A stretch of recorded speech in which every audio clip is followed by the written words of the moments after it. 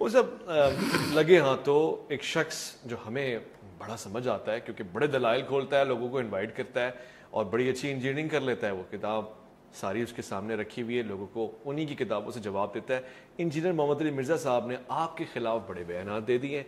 اب جو دعوے وہ کر رہے ہیں اس پہ آپ کا کوئی جواب بنتا تو ہے. آپ کا کیا کہنا ہے, جو موقف جو رائے وہ دے رہے ہیں آپ کے حوالے سے اور پھر ایک پروگرام کو کوٹ بھی کر رہے ہیں, اس پہ آپ خاموش رہیں گے؟ دیکھیں ربانی صاحب, مرزا صاحب جو ہے نا وہ ان کی مثال یہ ہے کہ وہ چونٹی ہوتی ہے نا ایک, وہ جو سرکل میں گھومتی ہے, تو اس کو یہ پتا ہے, کسی کو بھی پتا نہیں کہ اس کا سٹارٹ پوائنٹ کہاں ہے اور اس کا اینڈ پوائنٹ کہاں ہے, وہ اسی سرکل میں گھومتی ہے. مرزا صاحب کی مثال یہ ہے کہ وہ ہاں بھی کر رہے ہیں اور نہ بھی کر رہے ہیں. مرزا صاحب کی عجیب و غریب منطق ہے اور لایانی منطق ہے. وہ شریعت کی چیزوں کو عقل کے ترازو پہ تول رہے ہیں, حالانکہ عقل شریعت کو سمجھنے کے لیے, شریعت کے چیزوں کو چیلنج کرنے کے لیے نہیں ہے. صحیح. ہم مسلمان ہیں اور مسلمان کہتے ہی اس کو ہیں جو اللہ اور رسول کے احکام کے سامنے اپنے سر کو جھکا لے. رہ گیا مرزا صاحب کے میرے والے سے یا علماء کے والے سے, جس چیز کو لے کر مرزا صاحب نے ابھی وبال کھڑا کیا ہے وہ وہی ان کی پرانے گھسی پٹی چیزیں ہیں, صوفیاء کرام کے جو شتیات ہیں, جن کے حوالے سے میں آلریڈی مرزا صاحب کو کتاب بھی دے چکا ہوں. اچھا. اور میری اس پر تحریر بھی آ گئی ہے. پھر انڈائریکٹلی ان تک بہت ساری چیزیں ہماری پہنچ بھی چکی ہیں, اور پھر ہمارے علماء نے اس پر بہت سارے کلپنگ اور بہت سارے ویڈیوز بنا دی ہیں کہ بھئی یہ جو لا الہ الا اللہ چشتی رسول اللہ, یہ اس قسم کے جو شتیات ہیں جو صوفیاء کرام سے یہ چیزیں وارد ہوتی ہیں, ان پہ ہمارا اہل سنت کا ایک بڑا واضح طور پر موقف ہے.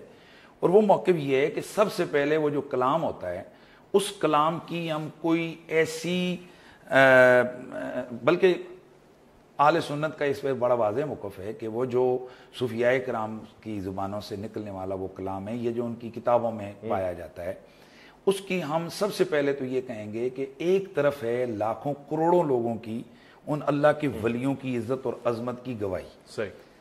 ان کے ہاتھوں پر لوگوں کا اسلام قبول کرنا, ان کا اسلام کے لیے خدمت کرنا, کروڑوں لوگوں کو راہ ہدایت پہ چلانا, یہ ایک چیز ہے کہ جو انکار نہیں ہو سکتا. صحیح ہے.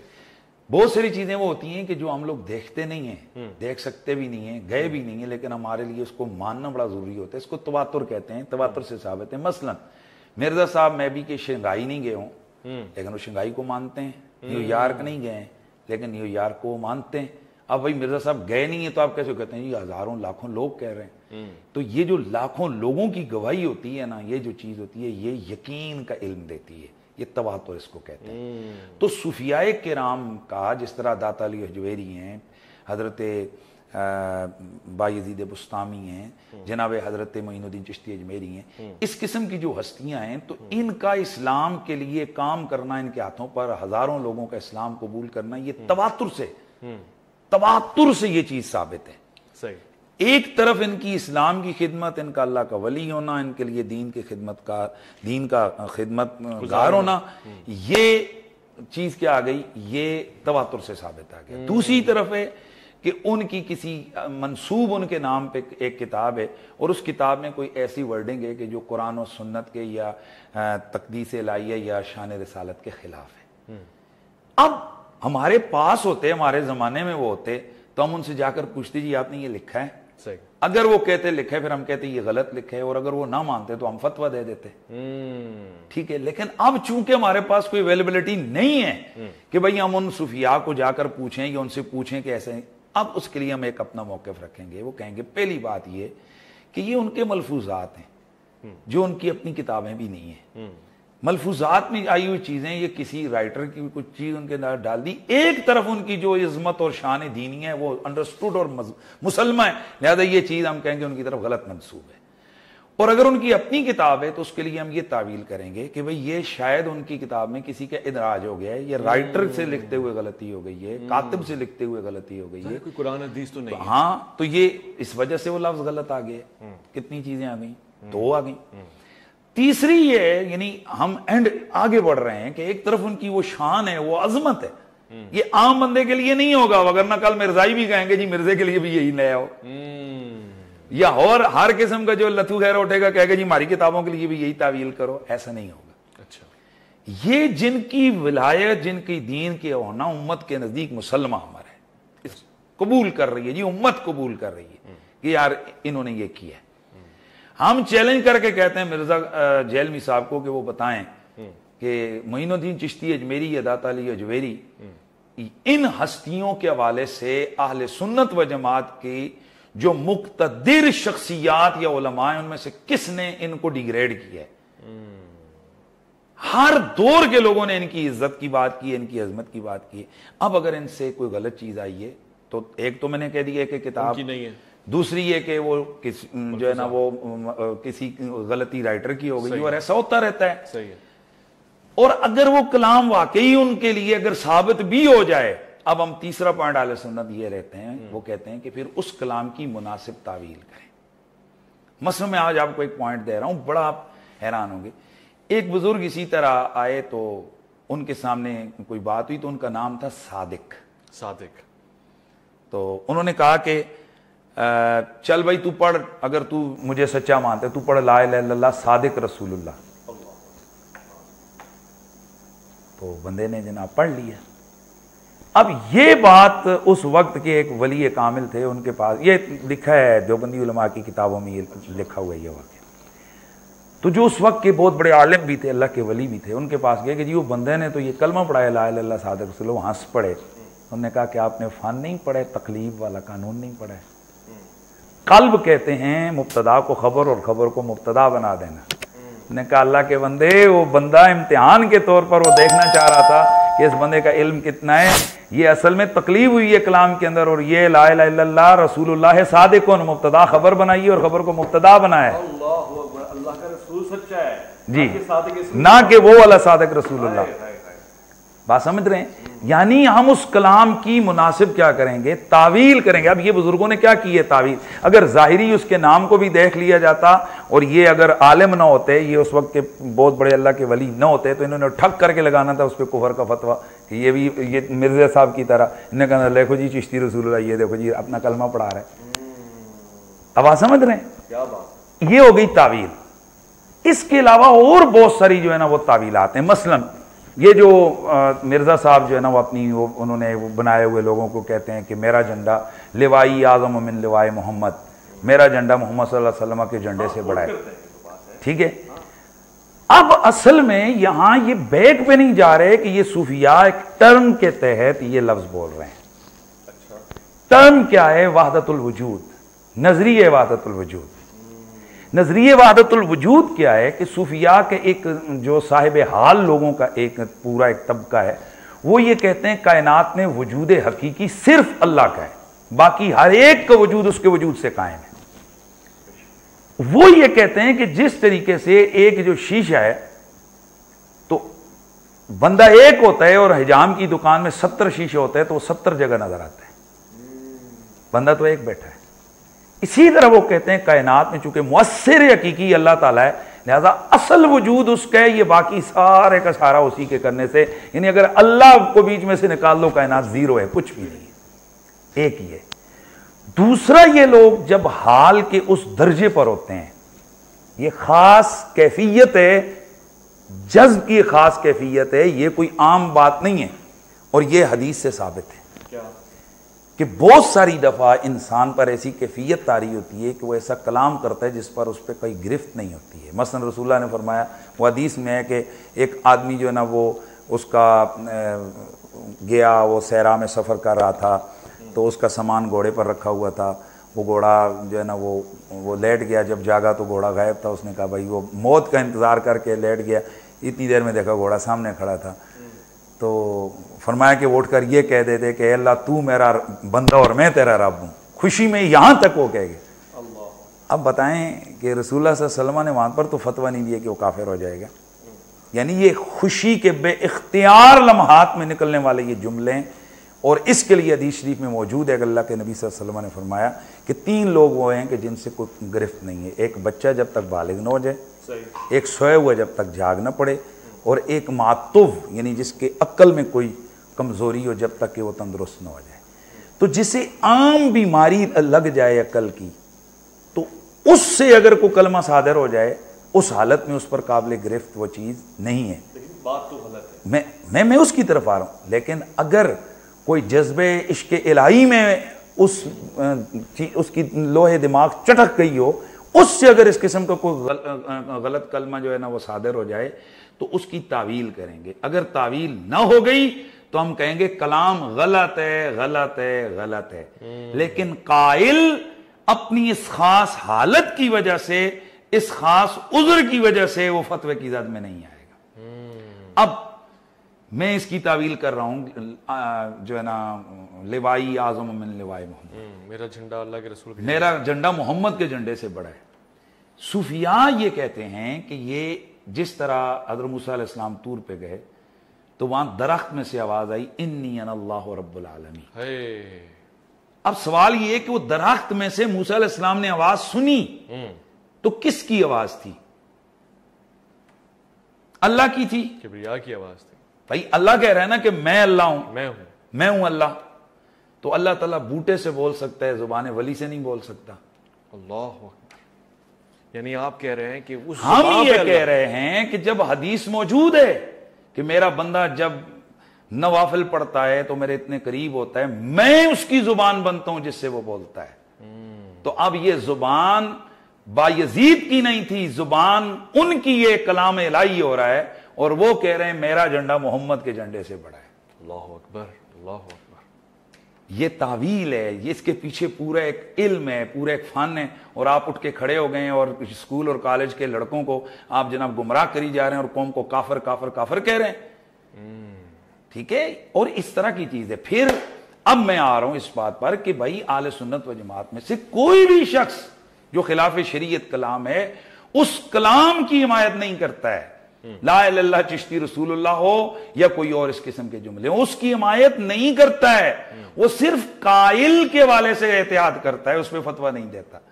تو ہمارے اوپر تو کفر کا فتویٰ تب ہو کہ ہم کہیں کہ یہ ٹھیک ہے, ہم کہیں کہ ہمارا بھی یہی نظریہ ہے. بھائی ہم میں سے تو کوئی ایک عام جاہل آدمی بھی نہیں کہتا لا الہ الا اللہ چشتی رسول اللہ یہ ہمارا کلمہ ہے. تو پھر ایک پوری امت کو اور پورے ایک بڑے امت کے طبقے کو ایک آدمی اٹھے اور اٹھ کر وہ جناب کہے کہ یہ گستاخ ہیں, یہ گستاخان رسول ہیں, تو مجھے بتائیں اس سے بڑا فتنہ باز اور فتنہ پرور انسان کون ہوگا؟ ایک طرف وہ چورن بیچ رہا جی یہاں مولویوں کی فرقہ واریت جو نا وہ کہتا ہے وہ بڑا بنایا ہوئے اس نے کہ جناب اللہ ڈیمیج ہیز بین ڈن, وہ شغل اپنی ایک دکان لگائی ہوئے بندے نے بیٹھا ہوئے.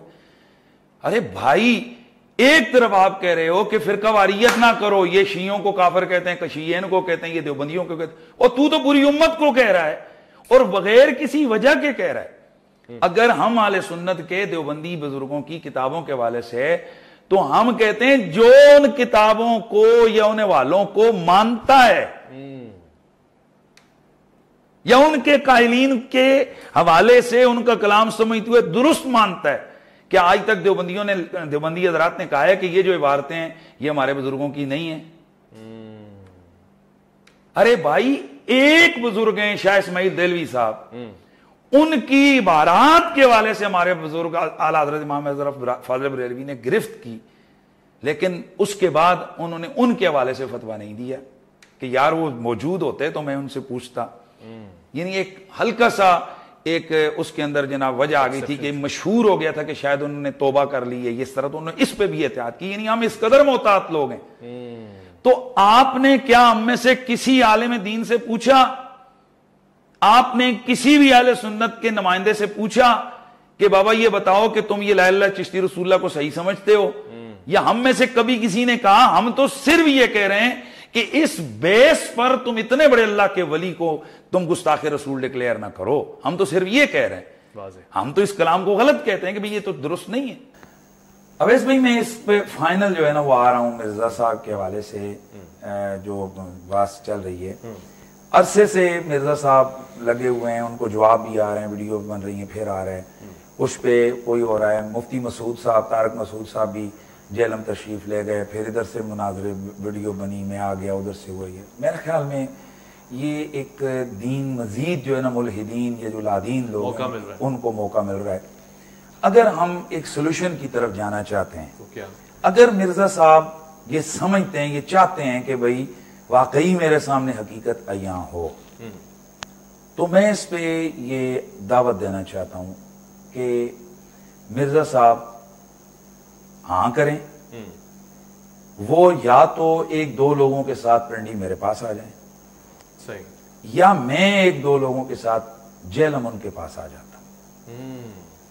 یہ آگے جو سفر کا مہینہ بھی، چونکہ محرم شریف کے ظاہر ہمارے معاملات چل رہے ہیں، ہمارے پاس تو گھنٹوں کا ٹائم بھی نہیں ہے، تو یہ سفر میں 15 سے 25 سفر کے درمیان وہ ٹائم ڈیسائیڈ کر دیں، وہ ویڈیو کے ذریعے یا مجھے فون کر دیں، میسج کر دیں کہ آپ جناب فلان دن آپ تشریف لیں، یا مجھے بتا دیں جی میں آ رہا ہوں آپ کے پاس، اور ہم اس مسئلے پر بیٹھ کر ہم ایک جسے کہتے ہیں کہ شرائط مباحثہ یا مکالمہ طے کرتے ہیں۔ صحیح، جیسے کہ ایک اصول ہوتا ہے کہ ہم نے ایک گفتگو کرنی ہے تو اس کے لیے موضوع سیٹ ہوگا، موضوع کے بعد پھر ہمارا طریقہ گفتگو، طریقہ کار کیا ہوگا، دن اسی دن ہم متعین کر لیں گے کہ ہم مناظرہ کس دن کرتے ہیں۔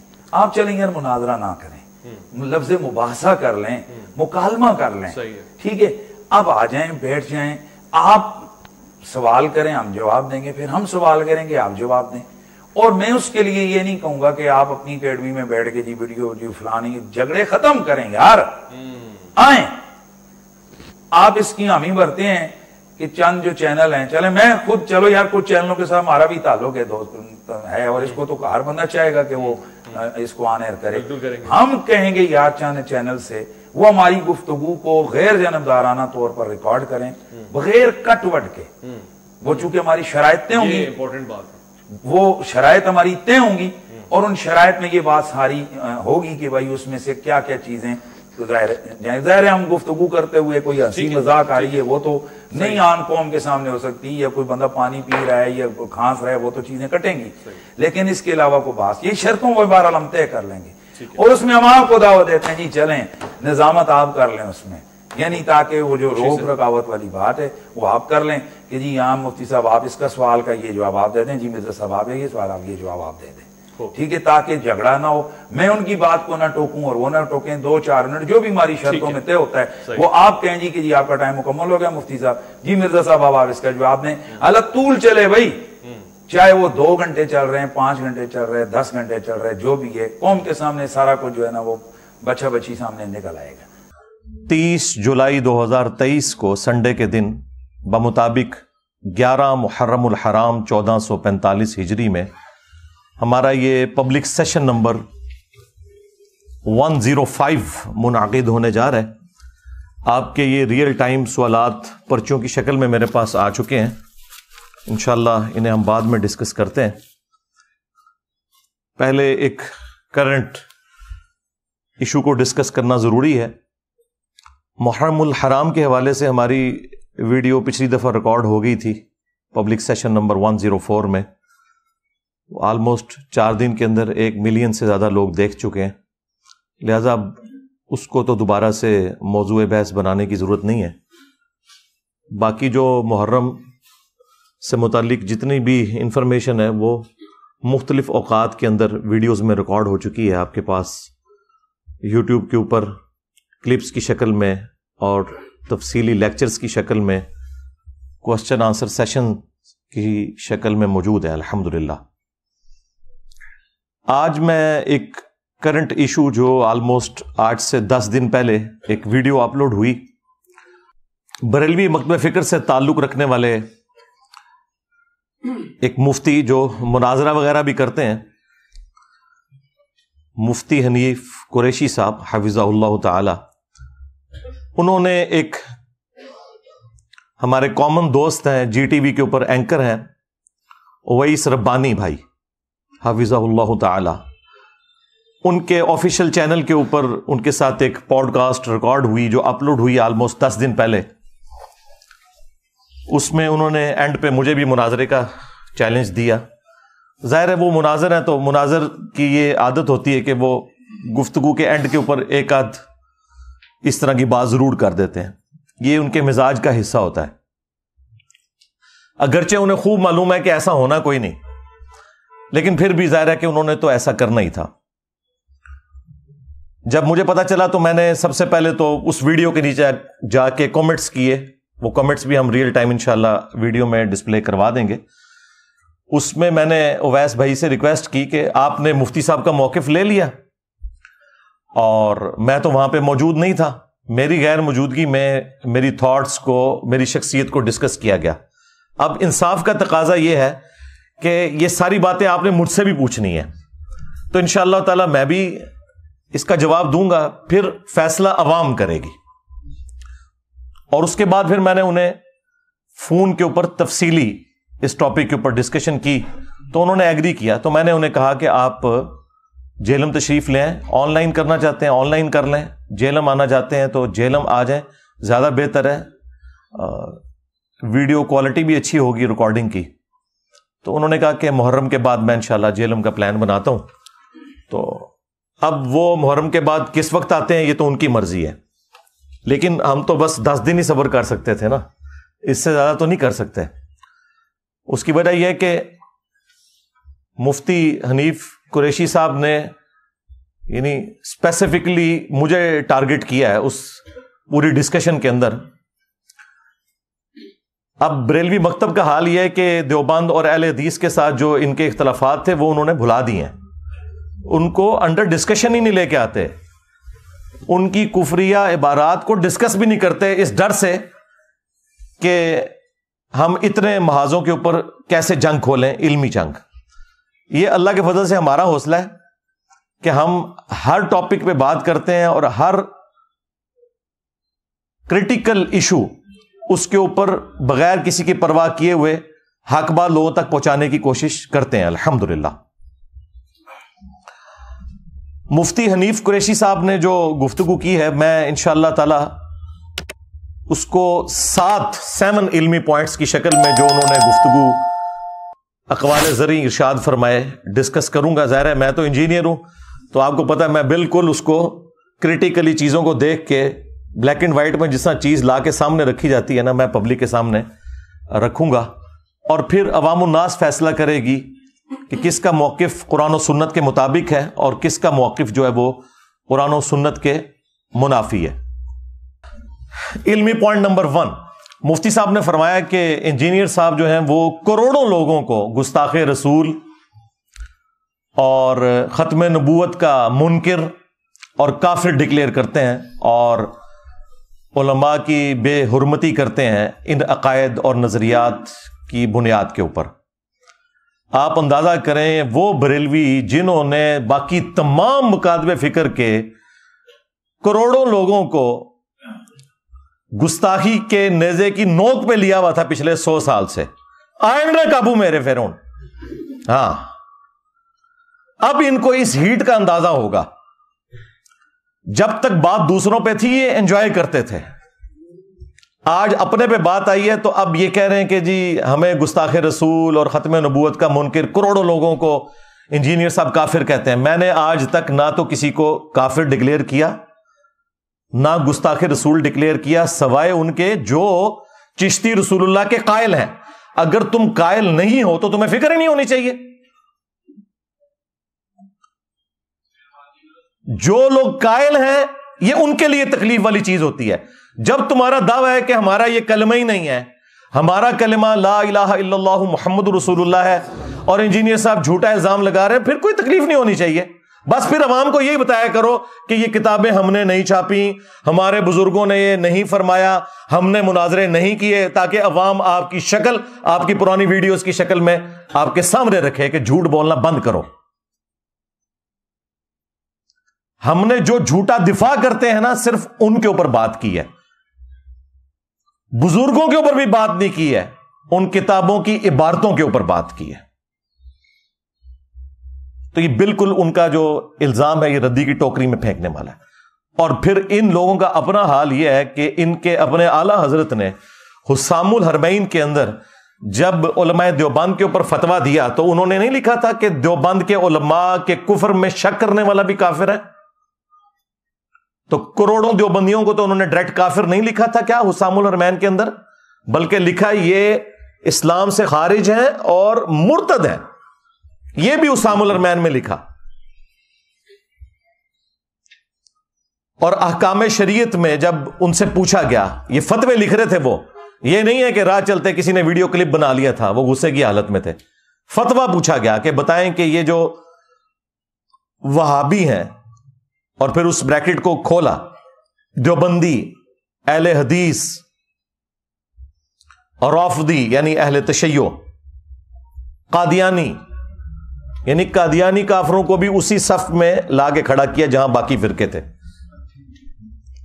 نیچری یعنی نیچر میں ماننے والے لوگ سر سید احمد خان کے، ان سب کا ذکر کر کے وہ بندہ سوال کرتا ہے کہ ان کے ذبیحے کا کیا حکم ہے، تو وہ اعلیٰ حضرت پھر قول زری ارشاد فرماتے ہیں ان ساروں کو ذکر کر کے، دیوبندی، اہل حدیث، وہابی، قادیانی، نیچری، رافضی، وہ کہتے ہیں یہ سب کے سب 1,00,000 دفعہ بھی اللہ کا نام لے کر جانور کو قربان کریں تو ذبیحہ مردار ہی رہے گا، اور یہ سب کے سب مرتد ہیں یعنی واجب القتل ہیں۔ شمشیر اعلیٰ حضرت صاحب، تمہارے اعلیٰ حضرت تو اپنے سوا سارے فرقوں کے علماء اور ان کی پبلک کو واجب القتل قرار دیتے ہیں، تم لوگوں کی یہ جرت ہے کہ تم آج آ کے ہم سے بھیک مانگ رہے ہو کہ جی ہم پہ بات کیوں کر رہے ہیں؟ اب تمہیں ہیٹ محسوس ہوگی۔ یہ اللہ کی سنت ہے کہ اللہ تعالی نے موسیٰ علیہ السلام کی پرورش دربار فرعون میں کی تھی، اور میری پرورش جو ہے وہ بریلوی خاندان کے اندر کی ہے۔ مجھے پتا ہے ہم یہی کچھ کرتے رہے دوسروں کے ساتھ، اس لیے مجھ سے تو کوئی چیز چھپی ہوئی نہیں ہے۔ تو میں نے پھر بھی کبھی کسی کو کافر نہیں کہا، صرف عبارتوں پہ بات کی ہے، یا جو ان عبارتوں کا جھوٹا دفاع کرتے ہیں۔ عام بریلوی، دیوبندی، اہل حدیث، شیعہ کو کبھی بھی کافر نہیں کہا، ان کے بڑے علماء کو بھی کبھی کافر نہیں کہا۔ اعلی حضرت میرے سوا کوئی اور بولتا ہے ادر دین بریلوی؟ میں ہی بولتا ہوں نا، تو رسپیکٹ کے ساتھ ہی نام لے رہا ہوں نا۔ اور پھر اعلی حضرت کے جو ملفوظات ان کے اپنے بیٹے نے جمع کیے، جو پہلی جلد ہے اس کو تو اعلی حضرت نے خود پڑھا ہوا ہے ملفوظات کی، اور اس کی شان میں ربائی لکھی ہوئی ہے، اور وہ ملفوظات کے اینڈ پہ پرنٹ ہوئی ہوئی ہے۔ مفتی اعظم ہند مصطفیٰ رضا خان نوری، یعنی جو انڈیا میں بریلویوں کے مفتی اعظم، 1981 میں ان کی ڈیتھ ہوئی ہے، جن کی وہ مشہور زمانہ نعت ہے، تو شمع رسالت ہے عالم تیرا پروانہ۔ انہوں نے یہ ملفوظات جمع کیے ہیں۔ 3 سوال ہوئے ہیں اعلیٰ حضرت سے۔ پہلا سوال ہوا ہے کہ کیا وہابی دیوبند اور اہل حدیث کے پیچھے نماز پڑھ سکتے ہیں یا اپنی علیحدہ پڑھیں؟ انہوں نے کہا کہ نہ ان کی نماز نماز ہے، نہ جماعت جماعت ہے۔ دوسرا سوال ہوا کیا ان کی مسجد میں نماز پڑھ سکتے ہیں؟ تو جواب دیا کفار کی مسجد مثل گھر کے ہے، عام گھر والی اس کی ایک تقدس والا معاملہ ہوگا، مسجد والا تقدس نہیں ہوگا، کفار کی مسجد۔ یہ نیو ٹی وی پہ بیٹھ کے کہہ رہے تھے ہم نے کبھی ایک دوسرے کو کافر نہیں کہا، یہ ڈائریکٹ لکھا ہوا ہے کفار کی مسجد۔ وہ خیر اعلیٰ حضرت نے یہ بھی غلط لکھا، کفار کی تو مسجد ہوتی نہیں ہے، کفار کی عبادت گاہ لکھنا چاہیے تھا۔ ہاں، اعلیٰ حضرت سے بھی بڑے اعلیٰ حضرت موجود ہیں نا جو ان کی غلطیاں پکڑتے ہیں، ان سے سیکھ کے۔ کفار کی مسجد نہیں ہوتی، کفار کی عبادت گاہ ہوتی ہے۔ ورنہ قادیانیوں کو مسجد کیوں نہیں لکھنے دیتے یہ لوگ؟ اسی لیے کہ ان کا موقف ہے کہ وہ کافر ہیں، تو ہم انہیں مسجد نہیں لکھنے دیں گے، وہ بیت الحمد لکھتے ہیں۔ تو پھر یہ کیوں کہتے ہو کہ وہابیہ کی جو مساجد اور ان کو لکھا کفار کی مساجد، یہ لکھا کریں کفار کی عبادت گاہیں۔ اور تیسرا سوال ہوا اذان، تو انہوں نے کہا کہ نماز اور جماعت کی طرح ان کی اذان بھی باطل ہے۔ ہاں، اگر اللہ کا یا رسول اللہ کا نام آئے تو آپ عز وجل وصلی اللہ علیہ وآلہ وسلم کہہ لیں، بس اس سے زیادہ کوئی اذان کا بھی احترام کرنے کی ضرورت نہیں ہے، نہ اذان کا جواب دینے کی ضرورت ہے۔ یہ مفتی حنیف قریشی صاحب کے اعلیٰ حضرت کا حال تھا۔ علمی پوائنٹ نمبر 2، وہ کہتے ہیں کہ حضرت علی حجویری المتوفا 465 ہجری، حضرت بایزید بستامی المتوفا 261 ہجری، حضرت معین الدین چشتی المتوفا 633 ہجری، یہ وہ بزرگ ہیں کہ جن کی بزرگی اسٹیبلش ہے اور اس پر اجماع اور عملی تواتر ہے، اور ان لوگوں نے ہزاروں لوگوں کو کلمہ پڑھا کر مسلمان کیا ہے, لہذا اب ایک کام چک کے بھی رکھن تسی چپ رہنا ہے. یعنی یہ وہ اینڈ پہ یہی کہنا چاہ رہے تھے, کیونکہ ان کی بزرگی مسلمہ ہے. ہمارا ایک معصومانہ سوال ہے کہ اگر کوئی شخص کلمہ پڑھا کر بزرگ ڈکلیئر ہو جاتا ہے, تو جرمنی میں تو قادیانیوں نے ہزاروں کافروں کو کلمہ پڑھا کر اسلام میں داخل کیا ہے, جسے وہ اسلام سمجھتے ہیں. جس طرح بریلوی جو اسلام سمجھتے ہیں, جب تک وہ بریلوی نہ ہو جائے اس وقت تک تو مسلمان نہیں مانتے نا. دیوبندی بھی اسی اسلام کو مانتے ہیں جو دیوبند کی تشریح والا اسلام ہے. تو کیا وہ جرمنی میں بیٹھے ہوئے قادیانی وہ بزرگ ہو جائیں گے؟ چلیں یہ تو بہت ورسٹ مثال ہے, آپ کو سمجھنا ذرا مشکل ہوگی. اس سے آسان مثال, ہمارے پڑوسی ملک میں ڈاکٹر ذاکر نائک, وہ قادیانی تو نہیں تھے نا, اہل حدیث مکتب سے اٹھے تھے نا.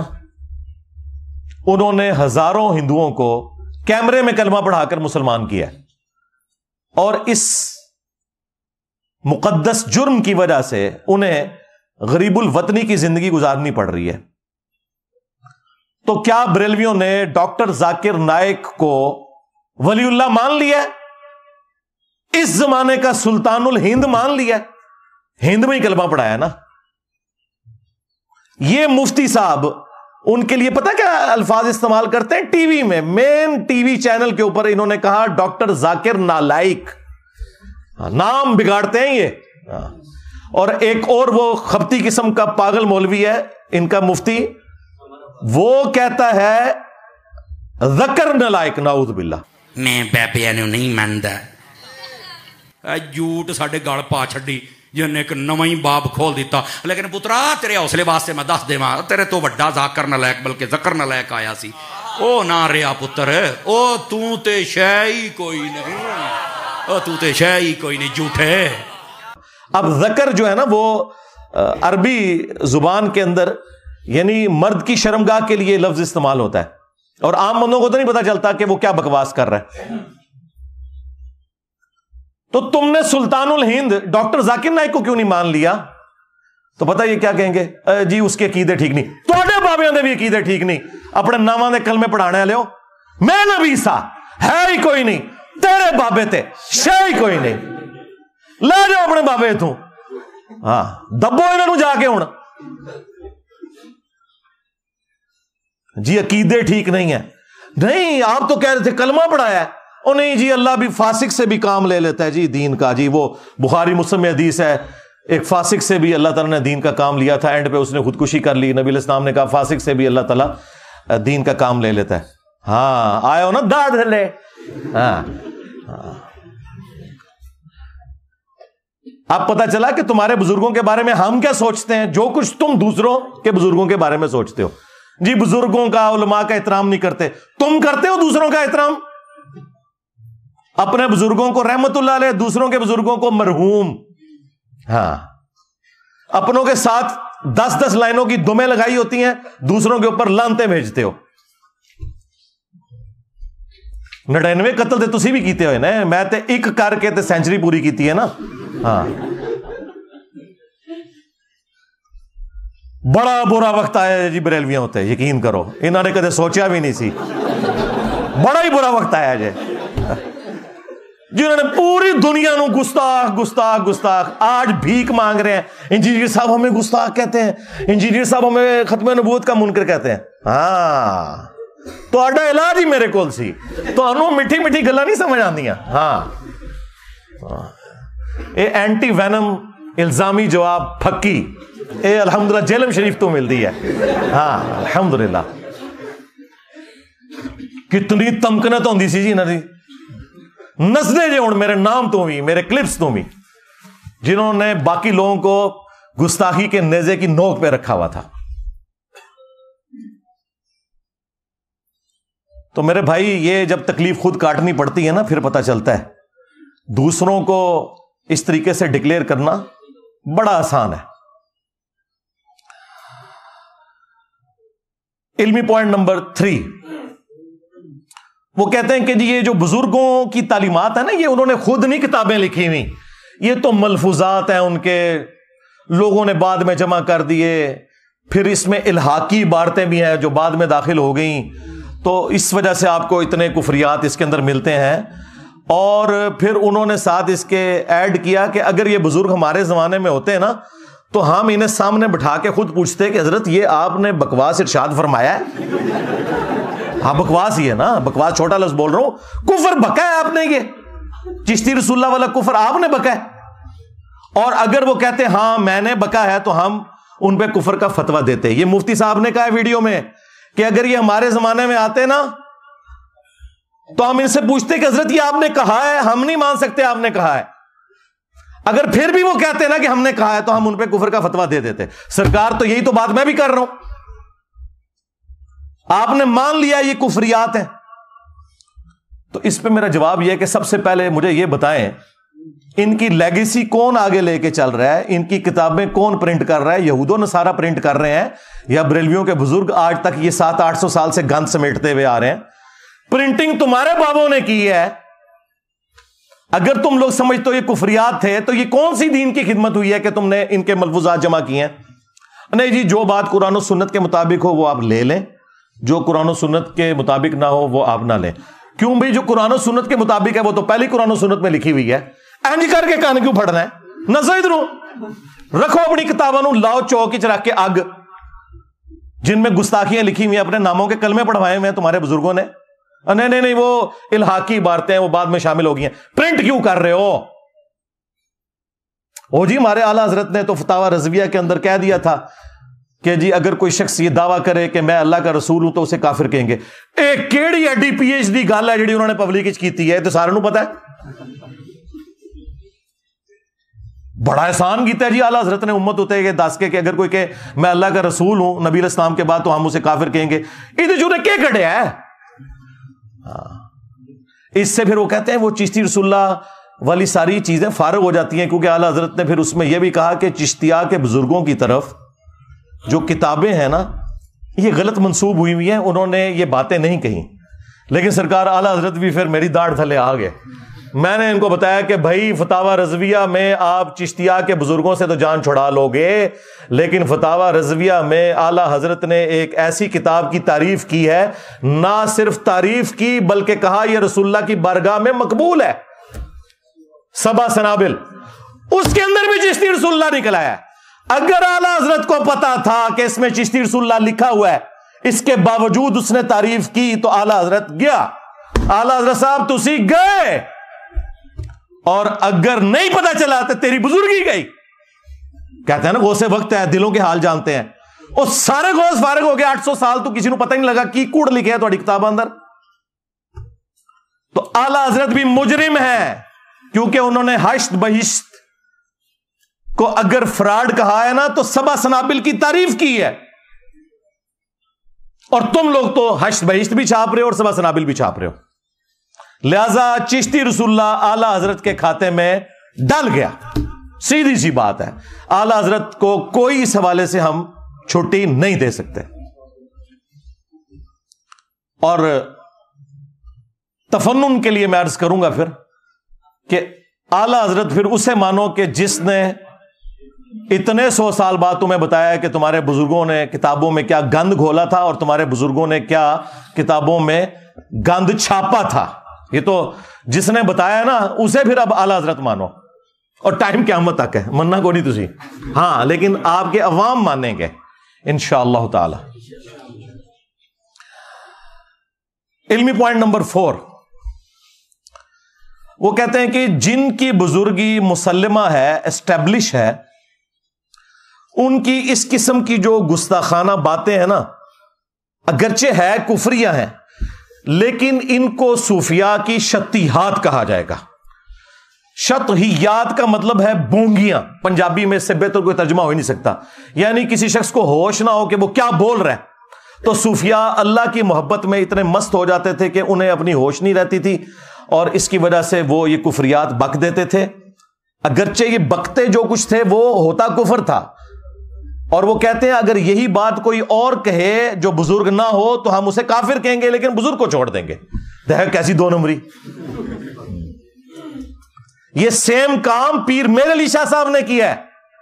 ہاں انہوں نے تحقیق الحق جو کتاب لکھی उसमें उन्होंने जब गुलाम अहमद कादियानी दज्जाल ने यह एतराज किया ना कि चिश्ती रसूलुल्लाह लिखा हुआ है, उन्होंने कहा कि उनकी बुजुर्गी तो मानी हुई थी, तुम अगर पढ़वाओगे ना कोई ऐसी बात तो तुम्हें हम काफिर कहेंगे। वो तो एक खास हालत में उन्होंने ये बात की हुई है, उनको हम कुछ नहीं कहेंगे। अब पता चला कि कादियानियों के सहूलतकार कौन है। हाँ, जिस तरह वो इंडियन फिल्मों में और हॉलीवुड की फिल्मों में एंड में आपको पता चलता है ना कि वो बीच में से सारा मास्टरमाइंड वही निकलता है बंदा जो कि उसके खिलाफ सारी जंग कर रहा होता है। ये भी सारे मास्टरमाइंड खुद हैं। आज तक इन्होंने कभी गुस्ताहाना इबारतों के खिलाफ कोई धरना दिया, लिहाजा ये कोई भी खत्म नबूवत के ऊपर काम नहीं कर रहे। खत्म नबूवत काम वो होगा जो चिश्ती रसूलुल्लाह और अशरली रसूलुल्लाह के खिलाफ होगा। ये सिर्फ एंटी कादियानी है। एक छोटे से तबके को इन्होंने पकड़ा हुआ है और अपने ब्लंडर जो उससे बड़े हैं, बड़े आप सोच रहे होंगे कैसे, इसलिए कि भाई गुलाम अल कादियानी ने जो कुछ किया वो आज तक गालियां खा रहा है, और जिनके बुजुर्गों ने कलमे पढ़ाई उनको राहिमाहुल्लाह कहते हैं, बुजुर्गी उनकी डिक्लेयर कर रहे हैं। उसने तो अपने आप को उम्मती नबी कहा था, इन्होंने डायरेक्ट अपने आप को नबी कहा। तो बड़े मुजरिम तो ये लोग थे और उल्टा ही बुजुर्गियां वेल कर रहे हैं। तो कहते हैं शतहियात, बोंगियां। अब ये जो उनकी बोंगियां हैं उनके लिए वो कहते हैं कि जी हम आपको दलील देंगे कुरान और सुन्नत से। उन्हें पता है कि इनकी तो बात कोई नहीं मानी जानी, तो कुरान और सुन्नत से हम कोई दलील पेश करें, जो मैं कई एक वीडियोस के अंदर इनके दलाइल का रद्द कर चुका हूं। सबसे बड़ी दलील ये देते हैं कि जी वो सही बुखारी के अंदर तालीकन एक रवायत मौजूद है मौला अली अलैहिस्सलाम का कौल, जिसकी पूरी सनद सुनन इब्न माजा के अंदर मौजूद है कि नबी सल्लल्लाहु अलैहि वसल्लम ने फरमाया 3 लोगों से अल्लाह ताला ने कलम उठा लिया है। नंबर 1 जो मजनून है, पागल शख्स, नंबर 2 सोया हुआ शख्स, और नंबर 3 जो नाबालिग है। अब आप सोच रहे होंगे कि इन तीनों में इनके बुजुर्ग कहां से आ गए। वो कहते हैं वो जो मजनून है ना, यानी पागल है, हाँ वही पागल है, ये अल्लाह दे इश्क पागल हो जाते ने। तो मैं फिर वो खादिम रजवी साहब वाली गल करांगा, ओए इनू हल्का ना जानो जड़ा भौंकदा जे नबी उते भौंकदा जे। ये सारे पागल नबी उते क्यों भौंक के गए ने? कल तक तो तुम हमें कहते थे बा खुदा दीवाना बाश, बा मोहम्मद होशियार, और बड़े फखरिया ये मुनाजरों में कहते थे कि ये आप हमें बुजुर्गों की शतियात ना दिखाएं, ये वहदतुल वजूद की कैटेगरी में ना वो अल्लाह ताला के बारे में बात आती है, नबी के बारे में करते हैं तो हम इन पे कुफर का फतवा लगाते। तो मैंने तो सारी गुस्ताखियां नबी की शान में निकालनी है तुम्हारे बाबों की। अब तुम कहां भाग के जाओगे? बा खुदा दीवाना बाश, बा मोहम्मद होशियार।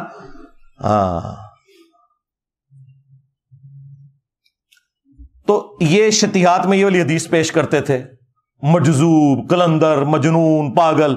वो कहते हैं जी उसमें आता है सीधी तरह को पागल सन। ये पागल जरा और होता है यार, साहबा में तो इस तरह का पागल कोई नहीं हुआ, ये सारे बाद ही पागल आए ने, साढ़े बत्ते ही लगने सन पागल।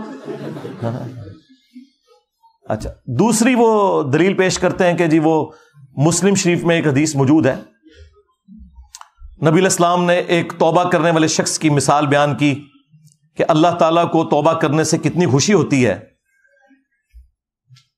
उस शख्स की माने कि जो किसी सहरा के सफर पर हो और उसका सारा सामान सवारी पर लदा हुआ हो, थोड़ी देर के लिए वो आराम करे और उसकी सवारी वहां से गायब हो जाए और उसे अपनी मौत सामने नजर आए।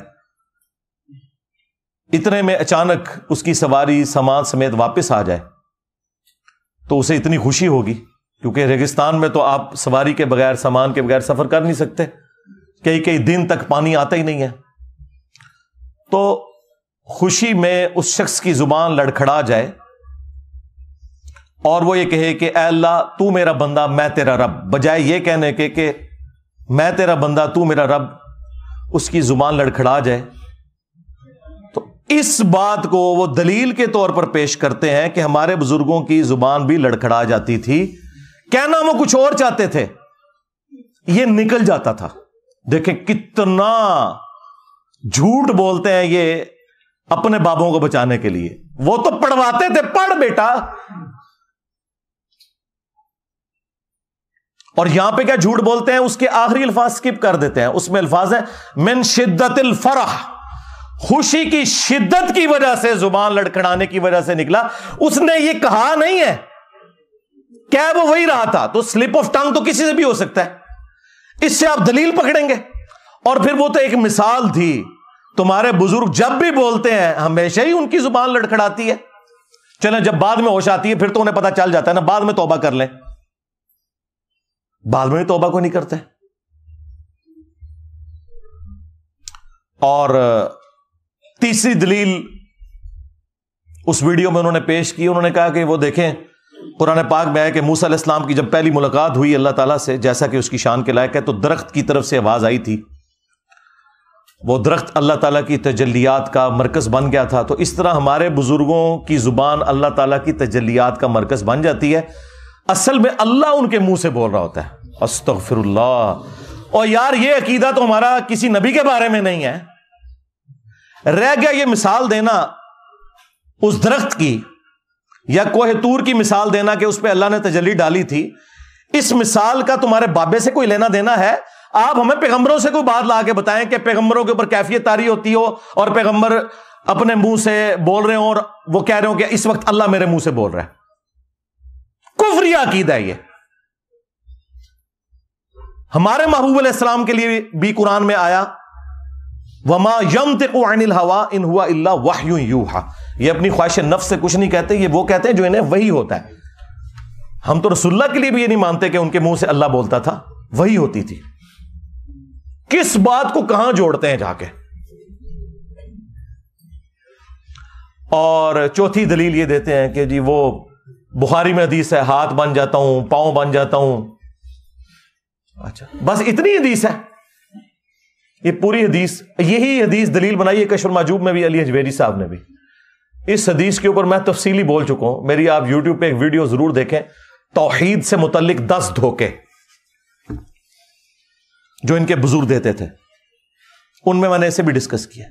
یہ تو اللہ تعالیٰ نے کہا ہے کہ جب کوئی شخص فرائض پر پابندی اختیار کرتا ہے اور نوافل کے ذریعے ہمارا قرب حاصل کرتا ہے تو میں اس کے ہاتھ بن جاتا ہوں جس سے وہ پکڑتا ہے, میں اس کے پاؤں بن جاتا ہوں جس سے وہ چلتا ہے, میں اس کی آنکھ بن جاتا ہوں جس سے وہ دیکھتا ہے. تو کیا مطلب بھائی, کہنا کیا چاہ رہے ہو تم؟ یہ کہنا چاہ رہے ہو کہ اللہ اس کے پاؤں بن جاتا ہے, خود فزیکلی حلول کر جاتا ہے اس کے اندر؟ نہیں, یہ مطلب نہیں ہے. اس کے پاؤں نہ اور ہاتھ اللہ کا مظہر بن جاتے ہیں. بس پھر وہ ایک چھلانگ میں فلاں جگہ پہنچ جاتا ہے اور فلاں جگہ پہنچ جاتا ہے اور فلاں جگہ. بھائی اس حدیث کے اینڈ پہ آپ پڑھیں کہ جب وہ اپنے دشمن کے اگینسٹ مجھ سے پناہ طلب کرتا ہے تو میں اس کی دعا قبول کرتا ہوں. ہاں اگر وہ بن چکا ہے تو خود کیوں نہیں دشمن کی ایسے گیچی مروڑ دیتا؟ دعا کیوں مانگتا ہے؟ وہ تو مظہر بن چکا ہے نا. اس کا معنی بالکل یہ نہیں ہے. اس کا مطلب یہ ہے کہ کوئی شخص اللہ کے ساتھ کمیٹڈ ہو, پھر اللہ تعالیٰ اسے نیکیوں کے اوپر استقامت دے دیتا ہے. ہاتھ بن جاتا ہوں, پاؤں بن جاتا ہوں, آنکھیں بن جاتا ہوں. اس سے مراد یہ ہے کہ پہلے تو وہ اپنی کوشش کرتا ہے نا, اس کے بعد میں اسے استقامت دیتا ہوں کہ پھر پوری زندگی اس کی آنکھیں, پاؤں, ہاتھ, کان گناہ کی طرف نہیں بڑھتے بلکہ میری طرف ہی آتے ہیں. یہ میں اسے انعام دیتا ہوں. یہ کہتا ہے پھر انعام کیا ہوا؟ انعام یہ ہے کہ پہلے اس نے کوشش کی, استقامت ہی تو انعام ہے. پوری زندگی نیک عمال کرنے والے لوگ بھی اینڈ پہ جا کے اپنا بیڑا غرق کروا بیٹھتے ہیں. استقامت سے بڑی کوئی نعمت نہیں ہے. تو یہ اللہ تعالیٰ کی طرف سے اسے انعام ملتا ہے. لیس کمثلہ شیء وہو السمیع البصیر. اللہ کی مثل کوئی شے نہیں ہے, وہی سننے والا دیکھنے والا ہے. اللہ کے لیے آپ مثال ہی نہیں بیان کر سکتے کہ جی میں پاؤں بن جاتا ہوں, اس سے مراد یہ ہے کہ اللہ اس کے پاؤں بن جاتا ہے. نہیں, یہ لٹریچر کی زبان میں بات ہو رہی ہے. ہمارے نبی علیہ السلام کے لیے ہے نا, قل ان صلاتی و نسکی و محیای و مماتی للہ رب العالمین. اے نبی تم فرماؤ اپنی امت سے کہ بے شک میری نماز, میری قربانی, میرا جینا, میرا مرنا سب کچھ اللہ کے لیے. اچھا دیکھیں, ساری عزتیں انہوں نے اللہ کے نام کے اوپر, رسول کے نام کے اوپر ویل کی ہوئی ہیں, لیکن اس کے اگینسٹ عبادت ان بزرگوں کی کروا رہے ہوتے ہیں. بڑے پہنچے نے اللہ نو کدھر ذکر بھی نہیں کرتے بچے. جب ٹیکنیکل ڈسکشن ہوتی ہے تو پھر اللہ کو بیچ میں ڈالتے ہیں. میں اسی پہ پھر عرض کرتا ہوں نا کہ عزتیں اویل کی تم نے اللہ اور اس کے رسول کے نام کے اوپر, عز و جل و صلی اللہ علیہ وآلہ وسلم. چندے بٹورے تم نے قرآن و سنت کے نام کے اوپر, سواریاں سوار کی تم نے مکے اور مدینے کے نام کے اوپر، اور پھینکی جا کے بغداد شریف، اجمیر شریف، دیوبند شریف، بریلی شریف میں غداری کی ہے تم نے اللہ کے ساتھ اور اس کے رسول کے ساتھ عز وجل و صلی اللہ علیہ وآلہ وسلم۔ پھر دیکھ لو اس غداری کا انجام کیا ہوا ہے، کتنی بڑی بلا اللہ نے تمہارے اوپر چھوڑ دیا ہے۔ ہاں میرے نبی عیسیٰ ہے ہی کوئی نہیں، تیرے بابے تھے شے ہی کوئی نہیں۔ ہاں کہتے ہیں تاریخی اتنا بڑا فتنہ کوئی نہیں آیا۔ ہاں ہاں بالکل بالکل ٹھیک ہے، عربی والا فتنہ۔ واقعی ان کو تو آج تک کسی نے چیلنج نہیں کیا تھا، یہ بیٹھے ہوتے تھے حکومتوں میں، کوئی بات کرتا تھا اس کو خاندان سمیت غائب کروا دیتے تھے۔ یہ تو آج یہ ماڈرن ڈیموکریسی، ماڈرن جو ویلیوز اس وقت اور سوشل میڈیا اور فریڈم آف ایکسپریشن کی برکات ہے، ادروائز یہ لوگ تو ابھی تک تو یہ حکومت کرتے آ رہے تھے، لیکن ہر عروج کو زوال ہے، یہ تو ہونا تھا ایک دن۔ وہ اللہ تعالیٰ کی سنت ہے، جس سے مرضی کروا لے، پیچھے تو اللہ ہوتا ہے نا، انسان تو کچھ بھی نہیں کر سکتا۔ تو اس قسم کے یہ لیم ایکسکیوزز پیش کر کے دفاع کیا کرتے تھے اپنے بابوں کا۔ علمی پوائنٹ نمبر 5، یہ انتہائی خطرناک اور شرمناک قسم کی اپروچ مفتی صاحب کی۔ یہ ساری باتیں کرنے کے بعد نا کہ جی یہ ان کی طرف غلط منسوب ہے، وہ ایسا کر نہیں سکتے، اگر ہمارے سامنے کرتے ہم فتویٰ دے دیتے، یہ کتابیں بدل گئی ہیں، اینڈ پہ جا کے نا جنہوں کے اندر پنجابی گھوں کھا لیا، ہاں غلاظت کھا لی اور ان باتوں کا دفاع کرنا شروع کر دیا۔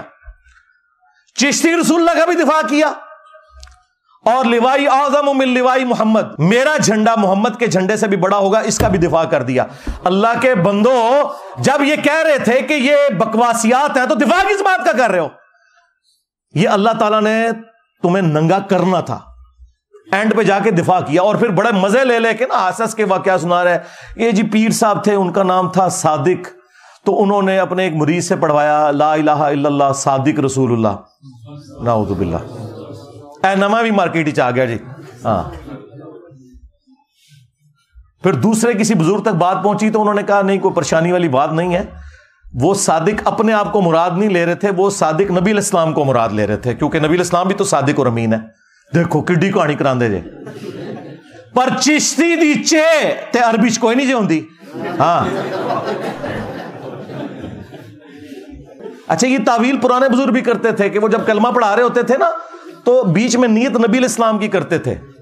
ہاں تو سرکار اس کا مطلب یہ ہے کہ اگر سیدنا ابوبکر کلمہ پڑھاتے ہیں صدیق رسول اللہ، تو نبی علیہ السلام بھی تو صدیق ہیں، نبی علیہ السلام فاروق بھی ہیں، نبی صلی اللہ علیہ وآلہ وسلم غنی بھی ہیں، آپ مرتضیٰ بھی ہیں، حیدر بھی ہیں۔ تو کیا خلفائے راشدین اپنے ناموں کے کلمے پڑھا کے تو یہ کنایا کیا کرتے تھے؟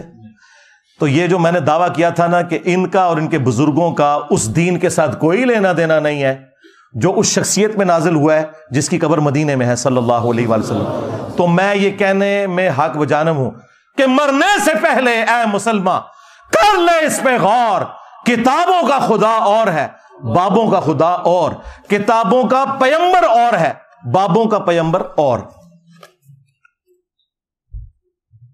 یہ لوگ میرے پہ اعتراض کرتے تھے نہیں جی خدا تو ساروں کا ایک ہے، انجینئر صاحب نے 2 خدا بنا دیے۔ یہ بھائی محاورے میں بات ہو رہی ہے، خدا تو واقعی سب کا ایک ہے، آپ بھگوان کہہ لیں، خدا کہہ لیں، اللہ کہہ لیں، گاڈ کہہ لیں، سپریم بینگ کہہ لیں، سپر نیچرل ایجنسی کہہ لیں، لیکن ان کوالٹیز کے ساتھ ماننا ہے جو نبی صلی اللہ علیہ وآلہ وسلم نے تعلیم فرمائی ہیں، ورنہ پھر آپ اس اللہ رسول کو نہیں مان رہے، ہاں آپ اپنے بزرگوں کی تعلیمات لے کر چل رہے ہو۔ تو اینڈ پہ جا کے انہوں نے پھر دفاع کیا چشتی رسول اللہ کا، اور پھر لوائی اعظم من لوائی محمد، بازید کے اس نعرے کا انہوں نے دفاع کیا کہ قیامت کے دن بازید نے کہا تھا نا کہ میں یعنی اس کی زبان سے یہ، بلکہ یہ الفاظ جو موجود ہیں وہ تو بڑے خطرناک ہیں کہ بازید سے پوچھا گیا کہ بتائیں قیامت کے دن سب لوگ کس کے جھنڈے کے نیچے ہوں گے؟ تو اس نے کہا کہ میں اللہ کی قسم اٹھا کر کہتا ہوں کہ ساری مخلوقات، محمد اور تمام انبیاء قیامت کے دن میرے جھنڈے کے نیچے ہوں گے، نعوذ باللہ من ذالک۔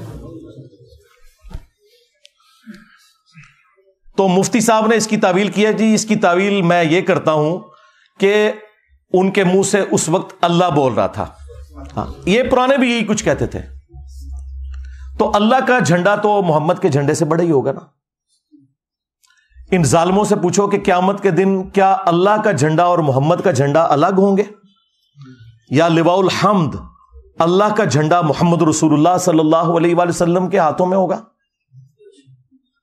تو یہ کوئی تعویل بنتی ہے تمہاری؟ شرم نہیں آئی تمہیں یہ بات کرتے ہوئے؟ ہاں، بخاری مسلم میں آیا کہ قیامت کے دن ہر غادر اور خائن شخص کے لیے میدان محشر میں ایک جھنڈا بلند کیا جائے گا اور اس کو بلایا جائے گا، فلاں بن فلاں تو غدار ہے، آ یہ تیرے لیے جھنڈا گڑا ہے۔ کہیں اس کو تو تم شفاعت کا جھنڈا نہیں مانے ہوئے؟ جھنڈا تو ایک ہے، محمد اور اللہ کا جھنڈا الگ نہیں ہے۔ کسی خلیفہ راشد کی جرت نہیں ہوئی کہ وہ اپنی زبان سے ایسی بات کرے۔ شکر کرو حضرت عمر زندہ نہیں ہے، ورنہ فیصلہ کسی اور طریقے سے ہوتا، میں تو صرف زبان کھولتا ہوں۔ تو یہ وہ دفاع کر رہا تھا پہلے اتنی باتیں کر کے، تو یہ ایک ٹکٹ میں ایک ایک نہیں، دو دو نہیں، تین تین نہیں، چار چار مزے کرتے ہیں، اور میں نے ان کے چاروں مزے ہی خراب کر دیے ہیں اللہ کے فضل سے۔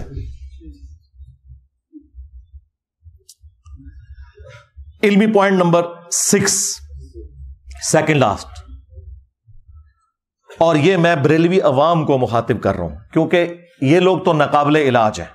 سیدھی سی بات ہے کہ میں نے کئی ایک ویڈیوز میں گستاخانہ عبارتیں ہائی لائٹ کی ہیں، میں مختصراً یہاں پر بھی بیان کر دیتا ہوں۔ آپ اپنے علماء سے پوچھیں کہ یہ عقیدے آپ کے قرآن و سنت میں کہاں فٹ بیٹھتے ہیں۔ نمبر 1 چشتی رسول اللہ، جو حشر بہشت میں بھی لکھا ہے اور سبع سنابل میں بھی لکھا ہوا ہے، اور اعلیٰ حضرت نے خود تعریف کی ہے اور کہا یہ رسول اللہ کی برگاہ میں کتاب مقبول ہے، سبع سنابل فتاوی رضویہ کے اندر، لہذا اعلیٰ حضرت بھی مجرم ہے اس میں۔ انہوں نے ایسی کتاب کی تعریف کیوں کی جس میں چشتی رسول اللہ لکھا ہوا تھا؟ اگر انہوں نے انجانے میں کی تو ان کا علم غیب فارغ، اور اگر جان بوجھ کے کی تو ایمان بھی فارغ۔ اب آپ فیصلہ کریں۔ جی وہ معین الدین چشتی صاحب خاص حالت میں تھے، مرید ہونے ایک شخص آیا تو پوچھا کلمہ کیسے پڑھتا ہے؟ اس بیچارے نے صحیح کلمہ سنایا، کہا نہیں ایک دفعہ نا اس طرح پڑھ، چشتی رسول اللہ کے ساتھ پڑھ۔ تو اس نے پڑھ دیا، تو کہتے ہیں خواجہ صاحب بہت خوش ہوئے، اسے مرید بھی کیا اور اسے انعامات سے نوازا، اور پھر جاتے ہوئے کہا کہ وہ میں نے تیرا امتحان لیا تھا، کلمہ وہی ہے بس۔ یہ جو آخری جملہ کہتے ہیں رجوع ہو گیا، سرکار رجوع اس طرح ہوتا ہے؟ خود تو دوسروں کو کہتے ہو کہ جو جھوٹی موٹی بھی قادیانی لکھ کے جرمنی چلا جائے تو اسے اعلانیہ توبہ کرنی ہوگی، تمہارے چاچے کو، تمہارے چاچا چشتی کو توبہ نہیں کرنی ہوگی؟ اور چاچا جی تھوڑی چاچی گئی، ہاں جب تو نے چشتی رسول اللہ پڑھایا تھا تیری بیوی فارغ ہو گئی تھی، سب سے پہلے تجھے دوبارہ چاچی لینی ہے جا کے واپس، اس کے بعد تیری بیعت بھی ٹوٹ گئی تھی۔ جب تک تو خود مرید نہیں ہوتا کسی کا تو آگے بیعت کسی کو نہیں کروا سکتا۔ جو ان کا ڈھکوسلا چل رہا ہے تصوف کا، مطلب میں تو اس کو فراڈ سمجھتا ہوں۔ سلسلہ ٹوٹ گیا تو اس نے بیعت کیا کیا فراڈیے نے؟ نہیں جی یہ غلط منصوبہ ہے، پرنٹ کیوں کر رہے ہو؟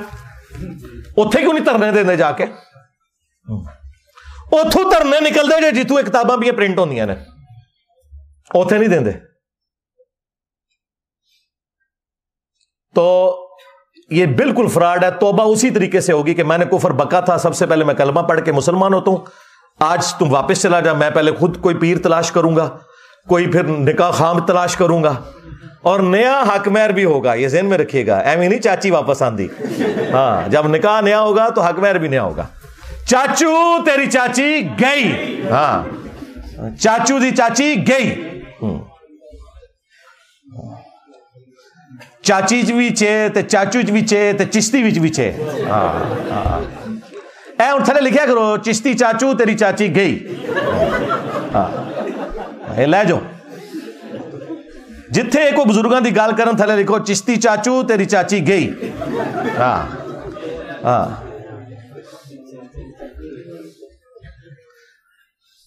تو یہ اس طریقے سے جھوٹے جھوٹے دفاع کرتے ہیں۔ اللہ کے بندو اس طریقے سے اگر معاملہ، اگر کلمہ ہی نہیں ہے تو پیچھے اسلام کیا رہ گیا؟ اور دوسرا ریفرنس ہے اشرف علی تھانوی رسول اللہ۔ آپ سوچ رہے ہوں کہ اس کا ذکر کیوں کر رہے ہیں بریلویوں کے ساتھ؟ اس لیے کہ بریلویوں کو یہی بات سمجھ آئے گی کیونکہ اشرف علی تھانوی رسول اللہ کو وہ کفر کہتے ہیں آلریڈی۔ اب ویسے خاموشی اختیار کر لیے۔ ایک مولوی نے تقریر ریکارڈ کی، کہتا رہا اشرف علی رسول اللہ کا سوال تو یہ علماء دیوبند خود جواب دیں گے، میں صرف چشتی رسول اللہ کا جواب دوں گا۔ ہائے ہائے کس طرح پرا بڑے نے، یعنی ایک جملہ بولنے کے لیے تیار نہیں ہے. کہہ رہے وہ دفاع کریں گے. ایک جملہ بول دو نا کہ ہم 100 سال سے کفر کہہ رہے تھے, اب انجینئر کی وجہ سے اب ہم صرف انجینئر پہ بھونکیں گے, ان کو ہم کچھ نہیں کہیں گے, ہم اتنے معاذ نہیں کھول سکتے. وہ انجینئر کا حوصلہ ہے. ہاں تو یہ دوسرا ریفرنس بھی بریلویوں کے کھاتے میں ہے, کیونکہ اب یہ خاموش ہو رہے ہیں, اور جب اس کو کفر کہیں گے تو ہم لا کے چشتی رسول اللہ سامنے رکھ دیں گے. آپ کہیں گے ہاں جی فتویٰ تو آپ پہلے ہی دے چکے ہو, لو تمہارے بابا جی اور چاچو جی اور چاچی جی فارغ. تیسرا ریفرنس میں نے کشف المحجوب سے دیا تھا. صحو اور سکر والے چیپٹر میں انہوں نے باجزید بستامی کا سکر بچانے کے لیے اور جنید بغدادی کا صحو بچانے کے لیے انبیاء اکرام کو تختہ مشق بنایا, اور انہوں نے کہا کہ جس طرح حضرت داؤد علیہ السلام کی بھی نظر پڑ گئی تھی نا اپنے ایک صحابی کی بیوی پر, اور انہیں پسند آئی اور جنگ میں آگے مروا دیا اور خود شادی کر لی, تو وہ حالت صحو میں تھے. یہ صحو سواد والا ہے, یعنی ہوش میں تھے. وہ ایک سین کے ساتھ صحو ہوتا ہے, وہ بھول ہوتا ہے,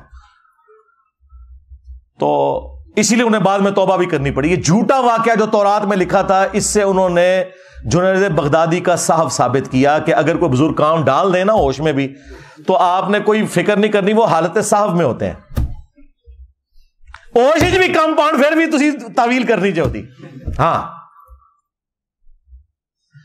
اور سکر انہوں نے کہا مدہوشی, تو اس کی مثال کیا نبی علیہ السلام کی جو نظر پڑی تھی ایک صحابی کی بیوی پر, نعوذ باللہ, زید ابن حارثہ کی, اور اللہ تعالیٰ نے اس صحابی کے دل میں اس کی نفرت ڈالی, پھر حضور نے ان سے شادی کر لی. یہ جھوٹا واقعہ, اس سے انہوں نے باجزید بستامی کا سکر ثابت کیا اپنے بابے کو بچانے کی خاطر. خود پیر کرم شاہ صاحب الازری نے ضیاء القرآن تفسیر کے اندر لکھا ہے یہ کافروں کی سازش ہے یہ واقعہ ہماری کتابوں میں آنا. اور اسی پیر کرم شاہ صاحب نے جو ضیاء القرآن پبلیکیشن سے کشف المحجوب چھاپی, اس کے مقدمے میں اس کتاب کی تعریف کی کہ جدہ کوئی مرشد نہ ہو کتاب پڑھ لے, اور اس کے اندر وہ کفریہ واقعہ لکھا ہوا تھا. دیکھیں ایک ٹکٹ میں کتنے مزے کرتے ہیں, ایک طرف کتاب کی تعریف کر رہے ہیں, دوسری طرف اس کتاب کا واقعہ اس کتاب میں نہیں کفر کہہ رہے, دوسری جگہ کفر لکھ رہے ہیں. تو دیکھیں پھر ہماری عقابی نظریں کہاں پہنچتی ہیں.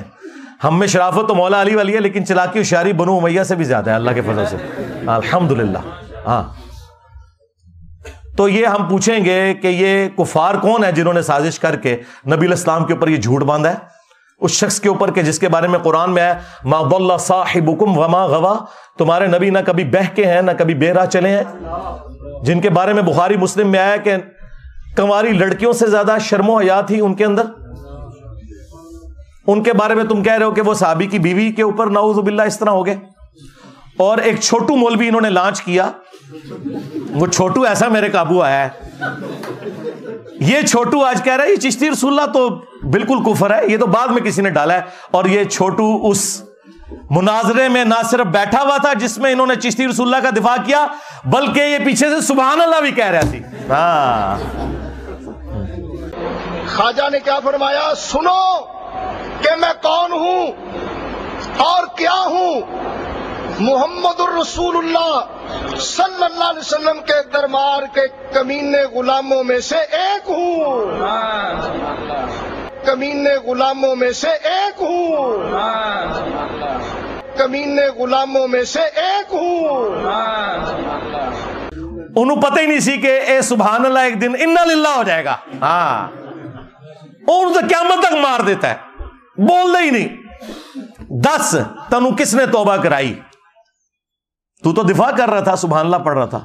تو اس چھوٹو نے نا اس کفریہ واقعے کو حلال کرنے کے لیے کہتا ہے مسلم شریف میں بھی اس طرح کی حدیث موجود ہے, تو انجینئر صاحب اس پہ کیوں نہیں فتویٰ لگاتے. اندازہ کریں مسلم شریف میں کچھ اور بات لکھی تھی, انہوں نے اپنا بابا بچانے کی خاطر مسلم شریف کی حدیث کو تختہ مشق بنایا. وہ آپ حدیث خود پڑھیں, اس میں کوئی ایسی بات نہیں لکھی ہوئی. صحیح مسلم میں حدیث موجود ہے کہ نبی صلی اللہ علیہ وآلہ وسلم نے فرمایا کہ اللہ تعالیٰ نے مجھے اچانک جو نگاہ پڑ جاتی ہے نا کسی نامحرم پر, حکم دیا کہ میں فوراً ہٹا لوں. اور ایک اور حدیث ہے صحیح مسلم کے اندر جو اس نے پیش کی کہ نبی علیہ السلام ایک جگہ بیٹھے تھے, سامنے سے کچھ عورتیں گزری, آپ کی اچانک نظر پڑی تو آپ نے ہٹا لی اور آپ اپنے گھر گئے, اپنی بیوی کے ساتھ ازدواجی تعلق قائم کیا. اور پھر باہر تشریف لائے اور آپ نے فرمایا کہ اگر اس طریقے سے کسی کی نظر نامحرم پر پڑ جائے غلطی سے تو فوراً ہٹا لے اور وہ اپنی بیوی کے پاس جائے، کیونکہ اللہ تعالیٰ نے اس کے پاس بھی وہی چیز رکھی ہے. یہ طریقہ تمہیں دل صاف رکھنے کے لیے، پاک رکھنے کے لیے ایک کارگر طریقہ نبی صلی اللہ علیہ وآلہ وسلم نے تعلیم فرمایا. اس سے وہ کہہ رہے ہیں کہ جی وہ جو واقعہ لکھا ہوا ہے نا زید ابن حارثہ کی بیوی والا، اس میں تو لکھا ہے کہ وہ ناپسند ہوئی، نبی علیہ السلام نے اس عورت سے شادی کر لی. یہ واقعہ اگر مسلم میں یوں ہوتا نا کہ جس عورت پہ حضور کی نظر پڑی تھی وہ جیسے ہی اپنے گھر پہنچی، اس کے خامند کے دل میں اللہ نے اس کی نفرت ڈال دی، پھر اس نے طلاق دے دی، پھر نبی علیہ السلام نے اس کو بلوا کے خود اس سے شادی کر لی. یہ بکواس لکھا ہوا تمہارے بابے نے، مسلم شریف میں یہ نہیں لکھا ہوا. دھوکہ دینا بند کرو. یہ 3 ریفرنس ہو گئے جی. چوتھا ریفرنس وہ تذکرۃ الاولیاء میں جو بایزید نے کہا کہ لوائی اعظم من لوائی محمد، قیامت کے دن محمد کے جھنڈے سے بڑا میرا جھنڈا ہوگا، اور میں قسم اٹھا کے کہتا ہوں کہ محمد اور تمام انبیاء اور تمام انسانیت میرے جھنڈے کے نیچے ہوگی. اور تنو کھنگڑ نہیں دینا کسی نے. ہاں، اور حنیف قریشی صاحب کہہ رہے ہیں نہیں وہ اللہ بول رہا تھا، اللہ کا جھنڈا تو محمد کے جھنڈے سے بڑا ہوگا. بھائی اللہ کا جھنڈا تو آلریڈی محمد صلی اللہ علیہ وآلہ وسلم کے ہاتھوں میں ہے، تمہارے بابے کے ہاتھ میں کون سا جھنڈا ہے؟ کہیں وہ جھنڈا تو نہیں جو بخاری مسلم میں آیا کہ ہر غادر اور خائن شخص کے لیے، دھوکہ باز کے لیے میدان محشر میں ایک جھنڈا گاڑا جائے گا اور اسے آواز دی جائے گی فلاں بن فلاں آ جا، ایتھے کھلو، پتہ لگے کہ تو دھوکے باز ہے. یہ تمہارے بابوں کے ساتھ ہونا ہے. یہ جھنڈے ہیں جن کو تم نے لواء الحمد مانا ہوا ہے. تمہارا بایزید یہ کہتا رہا، اب تو یہ دفاع کرتے ہیں نا تو پھر ہم انہیں کہہ سکتے ہیں نا. اور دیکھو تمہارا بایزید یزید دا ابا، ہاں یہ بھی 261 ہجری میں مرا ہے، اور ہمارے امام مسلم بھی 261 ہجری میں دنیا سے تشریف لے گئے. ایک ہی سن میں دونوں فوت ہوئے ہیں. ان کی کنیت ہے ابو الحسین، ہاں، اور تیرے بابے کی کنیت ابو یزید. اور اس سے بڑا جھوٹ کہتے ہیں امام جعفر کا مرید تھا وہ. اور جعفر کے مرید تو آج یزید نہیں رکھتے اپنے بچوں کے نام، کہتے ہیں جی جائز نہ ہے، رہو نا، ہاں، تاکہ جدو اسکول جاؤ. ہائے ہائے ہائے ہائے، کتنا کلپ وائرل ہوا ہے. پھر انہوں نے ایک گل سمجھ آندی ہے، ہاں تیرے بچے جب اسکول جائیں تو لوگ کہیں یزید آ گیا، اور چھٹی کے وقت جب تو لینے کے لیے جائے تو کہیں یزید دا ابا آ گیا. ہاں، بچاؤ اپنے بابے نو، ہن اپنے نام رکھو، اپنے پترا دے نام یزید رکھو اور اپنی کنیت رکھو ابو یزید. ہاں، تیرا ابو یزید تو کہتا رہا کہ محمد صلی اللہ علیہ وسلم میرے جھنڈے کے نیچے ہوں گے، اور میرا امام مسلم ابو الحسین مسلم نے مسلم شریف میں حدیث لی کہ نبی علیہ السلام نے فرمایا قیامت کے دن سب سے پہلے میں قبر سے نکالا جاؤں گا، سب سے پہلے میں شفاعت کروں گا، سب سے پہلے میری شفاعت قبول کی جائے گی. اور مسلم شریف میں ایک اور حدیث ہے کہ سب سے پہلے میں جنت کا دروازہ کھٹکھٹاؤں گا، داروغے جنت پوچھیں گے کون، میں کہوں گا محمد، تو وہ کہیں گے کہ مجھے اللہ نے حکم بھی یہ دیا تھا کہ صرف آپ کے نام کے اوپر یہ دروازہ کھلے گا.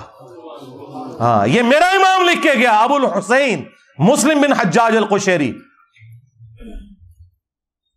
اور بایزید کے چیپٹر میں نا انہوں نے لکھا ہوا ہے بایزید بستامی کی معراج.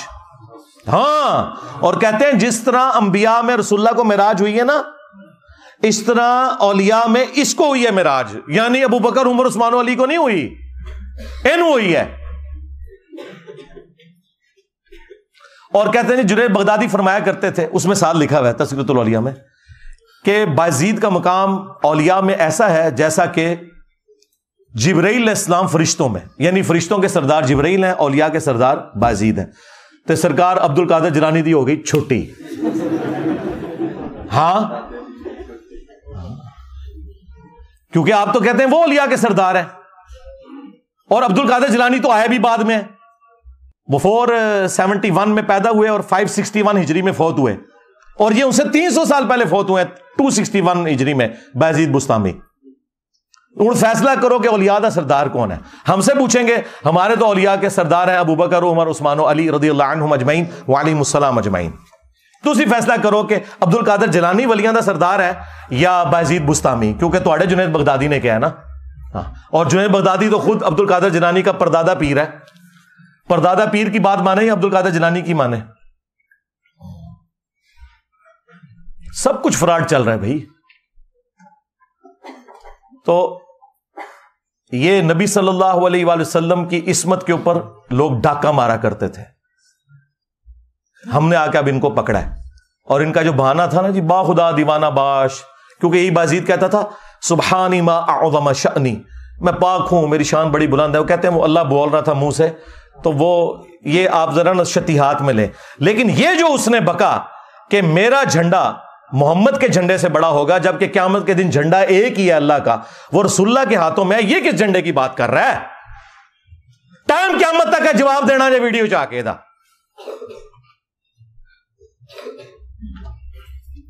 اور 5واں ریفرنس وہ کشف المحجوب میں بھی لکھا ہے، تذکرۃ الاولیاء میں بھی لکھا ہوا ہے. کہتے ہیں جی امام حنیفہ رحمۃ اللہ علیہ نے ایک دفعہ خواب دیکھی کہ وہ نبی الاسلام کی قبر مبارک کھود کے اس کے اندر اترے اور وہاں ان کی ہڈیاں جمع کی. نعوذ باللہ، اندازہ کرو. اور انہوں نے ترجمہ کیتا ہے استخوان مبارک، یعنی وہ ڈھانچے کو اتنی شستہ اردو میں لکھ دیا استخوان مبارک. ایک ہڈی کو دوسرے سے الگ کر رہے ہیں. گھبرا کے اٹھے، ظاہر خواب ہی بڑا شیطانی خواب تھا، اور اپنے دوست ابن سیرین کے پاس گئے. یہ یعنی امام حنیفہ پہ جھوٹ باندھا ہے، یہ انہوں نے ان کو اونچا کرنے کے لیے ان کی طرف منسوب کیا. ان کو ہم کچھ نہیں کہتے. تو انہوں نے کہا اس میں تسلی تھی کہ آپ نبی الاسلام کی سنتوں کو جمع کریں گے. یہ گستاخانہ خواب کیا اللہ تعالیٰ دکھا سکتا ہے کسی امتی کو؟ یہ گستاخی ہے. اس کی وجہ ہے کہ کسی امتی کا یہ عقیدہ نہیں کہ نبی الاسلام کی قبر مبارک میں ہڈیاں ہیں. یہ تو عقیدہ خود گستاخانہ ہے. اللہ نے اگر خواب دکھانا تھا تو دکھاتا کہ امام حنیفہ نبی الاسلام کے برتن جمع کر رہے ہیں، آپ کا آسا مبارک جمع کر رہے ہیں، آپ کے کپڑے مبارک جمع کر رہے ہیں، قبر میں اتر کے ہڈیاں جمع کر رہے ہیں، اور الفاظ ہیں ایک کو دوسرے سے چن چن کے علیحدہ کر رہے ہیں. اچھا جڑی وہ کیتیاں سن وہ کتنے نے؟ لیاؤ کیڑی کتاب جو امام حنیفہ دی جہدے انہوں نے حدیثاں جمع کیتیاں نے؟ یہ بھی کوڑ ہے تہاڈا. جنہوں نے حدیثیں جمع کی تھی ان کی تو کتابیں یہاں رکھی ہوئی ہیں. امام حنیفہ کی کتاب کدھر ہے؟ لے کے آؤ. جھوٹ. انبیاء کے جسم سلامت ہونا اس کی جڑ قرآن میں ہے. سورہ سبا کے اندر موجود ہے کہ حضرت سلیمان علیہ السلام لاٹھی کے سہارے یوں بیٹھ گئے اور ان کی روح پرواز کر گئی، اور کتنا عرصہ تک یوں ہی رہے، اور جنات کو پتہ نہیں چلا. وہ تو جب لاٹھی کو دیمک چاٹ گئی تو وہ جسم نیچے آیا تو پھر انہیں پتہ چلا. اور اللہ تعالیٰ نے کہا کہ اگر علم غیب ہوتا جنوں کے پاس تو یہ تکلیف نہ کاٹتے. تو لاٹھی کتنی دیر میں چاٹی ہوگی دیمک نے؟ ہفتوں مہینوں چاہیے. جسم پہ کوئی کیڑا نہیں آیا. اور قبر مبارک کے اندر ابو داؤد میں حدیث موجود ہے، ان اللہ حرم علی الارض ان تاکل اجساد الانبیاء، بے شک اللہ تعالیٰ نے حرام کر دیا انبیاء کے حق میں کہ مٹی ان کے جسموں کو کھائے. بعض لوگ اس روایت کے اوپر کلام کرتے ہیں، اس عقیدے پہ نہیں، لیکن امت کی اکثریت اس روایت کو صحیح مانتی ہے. صرف امام بخاری کا اختلاف ہے، وہ تفرد ہے. لیکن امام بخاری نے صحیح بخاری میں لیا ہے کہ حضرت عمر کی وفات کے 70 سال کے بعد آلموسٹ جب حجرہ عائشہ گر گیا تو ایک پاؤں ظاہر ہوا. لوگوں نے استغفار پڑھی کہ یہ پاؤں نبی الاسلام کا ہے. تو بعد میں عروہ ابن زبیر کو بلایا گیا جو سیدہ عائشہ کے بھانجے بھی تھے، محرم تھے، وہ اس حجرے میں اکثر جایا کرتے تھے. انہوں نے جب پاؤں دیکھا انہوں نے کہا نہیں یہ حضرت عمر کا پاؤں ہے، اس جگہ حضرت عمر کی قبر تھی. اچھا اس میں یہ نہیں ہے کہ پھر حضرت عمر نے اپنا پاؤں خود اندر کر لیا، نہیں، انہوں نے اندر کر کے ان کو. آج بھی نبی الاسلام کی قبر کھودیں گے، نبی الاسلام آپ کو اسی حالت میں نظر آئیں گے جیسے آپ کو دفنایا گیا تھا. ہاں، کوئی چلتے پھرتے نظر نہیں آئیں گے. جو انبیاء کا قبروں میں نماز پڑھنا یہ سب کچھ برزخی ہے. اسی طریقے سے بیت المقدس میں جمع ہونا یہ سب کچھ برزخی ہے. تو امام بخاری اس عقیدے کو صحیح مانتے تھے. اور وہ حدیث جو المصنف ابن ابی شیبہ کے اندر موجود ہے اور ہمارے استاد شیخ زبیر صاحب نے فضل الصلاۃ علی النبی میں بھی لی ہے، حضرت عمر فاروق رضی اللہ تعالیٰ عنہ کا قول ہے جب وہ دانیال علیہ السلام کی وہ ایک جسم مبارک کا تابوت نکلا تو پھر انہوں نے وہاں تستر نامی جگہ جہاں سے یہ نکلا تھا انہوں نے پھر خط لکھا کہ یہ اللہ کے پیغمبروں میں سے ایک پیغمبر کا تابوت ہے، اور اللہ کے جو پیغمبر ہوتے ہیں ان کی لاش کو نہ مٹی کھاتی ہے، نہ آگ جلاتی ہے، اور نہ درندے کھاتے ہیں. یہ پروٹوکول ہے. یہ وہ حدیث ہے جسے سارے صحیح مانتے ہیں، یعنی یہ عقیدہ اپنی اصل میں ٹھیک ہے. تو اب مجھے بتائیں انہوں نے یہ عقیدہ کہاں سے نکال لیا کہ جی قبر مبارک کے اندر ہڈیاں؟ کہتے ہیں جی خواب پہ تو کوئی اختیار نہیں. ہم کہہ رہے ہیں اختیار کوئی نہیں، لیکن اسے شیطانی خواب کون آ، اس کو تم فضیلت بنا کے کیوں پیش کر رہے ہو؟ ہم بھی کہہ رہے ہیں یہ شیطانی خواب ہی اکثر تمہارے بابے دیکھتے تھے. وہ نبی الاسلام کا جسم مبارک کیوں کہہ رہے ہو؟ یہاں میں تم سے اختلاف ہے. لو جی یہ میں نے 5 حوالے دیے، اور اس سے پہلے میں نے اسی پارٹی کے ایک اور بندے کو بھی دیے تھے، بریلوی پارٹی میں جو دوسری طرف ہے، جس طرح وہ رائٹسٹ ہوتے ہیں اور لیفٹ والے لوگ ہوتے ہیں نا، اس وقت بریلیوں میں بھی 2 پارٹیاں بن گئی ہیں نا. ایک کو لیڈ کر رہے ہیں مفتی اشرف آصف جلالی صاحب، ڈاکٹر اشرف آصف جلالی صاحب. انہیں بھی میں نے یہ کہا تھا، انہوں نے کہا تھا انجینئر جس چیز کے اوپر تجھے ہے نا اپنا مسئلہ وہ تو ویڈیو میں بیان کر. تو وہ میں نے بیان کیا ہوا ہے، آج تک کسی نے کوئی علمی جواب نہیں دیا. یہی 5 حوالے میں نے ان کو بھی دیے تھے پنجتن پاک کی نسبت سے. یہی 5 حوالے آج میں نے دوسری پارٹی کو بھی دیے ہیں، حنیف قریشی صاحب، کیونکہ مفتی حنیف قریشی کو یہ رافضی کہتے ہیں اور یہ ان کو ناسبی کہتے ہیں. اسی لیے وہ داتا دربار گئے تھے تو انہوں نے تقریر نہیں کرنے دی مفتی صاحب کو، بھاگنا پڑا وہاں سے. تو بریلویوں میں بھی اس وقت 2 بڑے دھڑے بنے ہوئے ہیں. تو اس کو تو میں نے پہلے دیا تھا، مفتی صاحب کو میں نے اب دے دیا، اور میں نے کوئی بے احترامی مفتی صاحب کی نہیں کی. امید ہے وہ ویڈیو میں آ کے جواب دیں گے اور ان ساری باتوں میں اپنی عوام کو سیٹسفائی کریں گے. ہمیں سیٹسفائی کرنے کی ضرورت نہیں، آپ اپنی پبلک کو خود جواب دیں. اور علمی پوائنٹ نمبر 7 جو آخری، جو ان کے پاس حربہ ہوتا ہے کہ جی انجینئر صاحب کو ہمارے ساتھ بٹھا دیں یا میرے پاس آ جائیں یا میں اکیڈمی آ جاتا ہوں. سرکار اس کی ضرورت ہی نہیں ہے. آپ اپنی کوئی نمائندہ شخصیت کی بات کریں. اس کی وجہ ہے کہ آپ کو تو اکثریت نہیں مان رہے. اکثریت تو پارٹی وہ ہے جو الیاس قادری پارٹی اور ڈاکٹر اشرف آصف جلالی پارٹی ہے، وہ تو آپ کو رافضی مانتے ہیں. تو آپ بریلویوں کے کہاں سے نمائندہ ہوگے؟ سیدھی سی بات ہے، میجورٹی تو ان کے ساتھ ہے. آپ کو کس نے نمائندہ شخصیت بنا دیا؟ اور ان کی بھی بات ہم کریں گے، وہ بھی نمائندہ شخصیت نہیں ہے ڈاکٹر اشرف جلالی، کیونکہ دوسری پارٹی ان کے خلاف ہے. نمائندہ شخصیت ہے مفتی منیب الرحمان صاحب. ہاں، جب سعد رضوی صاحب کے دھرنے کے اوپر مشکل وقت آیا تھا تو اس وقت کے آرمی چیف نے مفتی منیب صاحب کو بلا کر ثالثی کروائی تھی. وہ ہے نمائندہ شخصیت. تو نکالو اپنے بڑوں کو، ہاں ہوا لگواؤ 14 اگست کے اوپر. ہاں یار، ہمارے پاکستانی قوم بھی اپنے صدر پاکستان کو ہوا لگواتی ہے. ہاں، حالانکہ ڈیموکریٹک سسٹم میں صدر کے عہدے کی کوئی ضرورت ہی نہیں. یہ کروڑوں اربوں روپے کا نقصان پاکستانی نیشن کے اوپر انہوں نے تھوپا ہوا ہے. پرائم منسٹر ہے، بس صرف ایک اعزازی ہوتا ہے. تو اپنے بڑوں کو ہوا لگواؤ نا. دیکھو جب ہمارے صحابہ کرام پر برا وقت آیا، غزوہ حنین کے موقع پر ایک تکبر والا جملہ صحابہ کی زبان سے نکل گیا، سورہ توبہ میں آیا. اپنی کثرت کے اوپر انہوں نے تعجب کیا تو اللہ تعالیٰ کہتا ہے پھر بھاگنے کی جگہ نہیں ملی. ہاں جی، ہم بدر میں 313 تھے، غالب آئے، آج تو ہم ہزاروں میں ہیں. قبیلہ حوازن کے تیروں کا مقابلہ نہیں کر سکے، اور 12,000 کے لشکر میں صرف 80 بندے نبی الاسلام کے ساتھ رہ گئے. اور نبی الاسلام اپنے خچر پہ اکیلے آگے بڑھے 80 لوگوں کو ساتھ لے کر. اور آپ کی مہار آپ کے چچا زاد ابو سفیان بن حارث نے، یہ مامو جی کے والد نہیں ہے، یہ نبی الاسلام کے چچا زاد ہے، ابو سفیان بن حارث. اور نبی الاسلام خچر پہ آگے بڑھ رہے ہیں. انا النبی لا کذب، انا ابن عبد المطلب، میں نبی ہوں، اس میں کوئی شک نہیں، میں عبد المطلب کا بیٹا ہوں، اس میں کوئی شک نہیں. یعنی لیڈر کا پتہ ہی اس وقت چلتا ہے جب مشکل وقت آتا ہے. اگر نبی الاسلام اپنی اس دعوت میں سچے نہ ہوتے تو کبھی آگے نہ بڑھتے.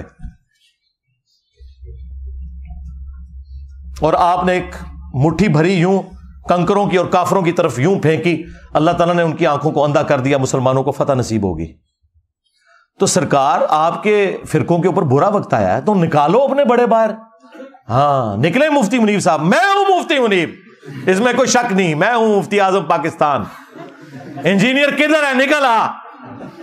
مفتی صاحب آئے، ان کو آنے کا ٹکٹ بھی دوں گا اور اسلام آباد سے جیلم کی میں اسپیشل گاڑی ان کے لیے بھجواؤں گا اور یہاں میں انہیں بٹھاؤں گا، خود سامنے بیٹھوں گا. ہاں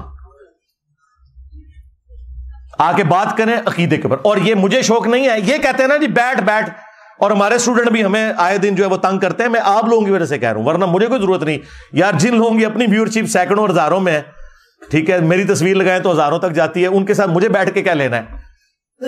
آئے دیوبندیوں کو شوق ہے مفتی تقی عثمانی صاحب کو نکالیں.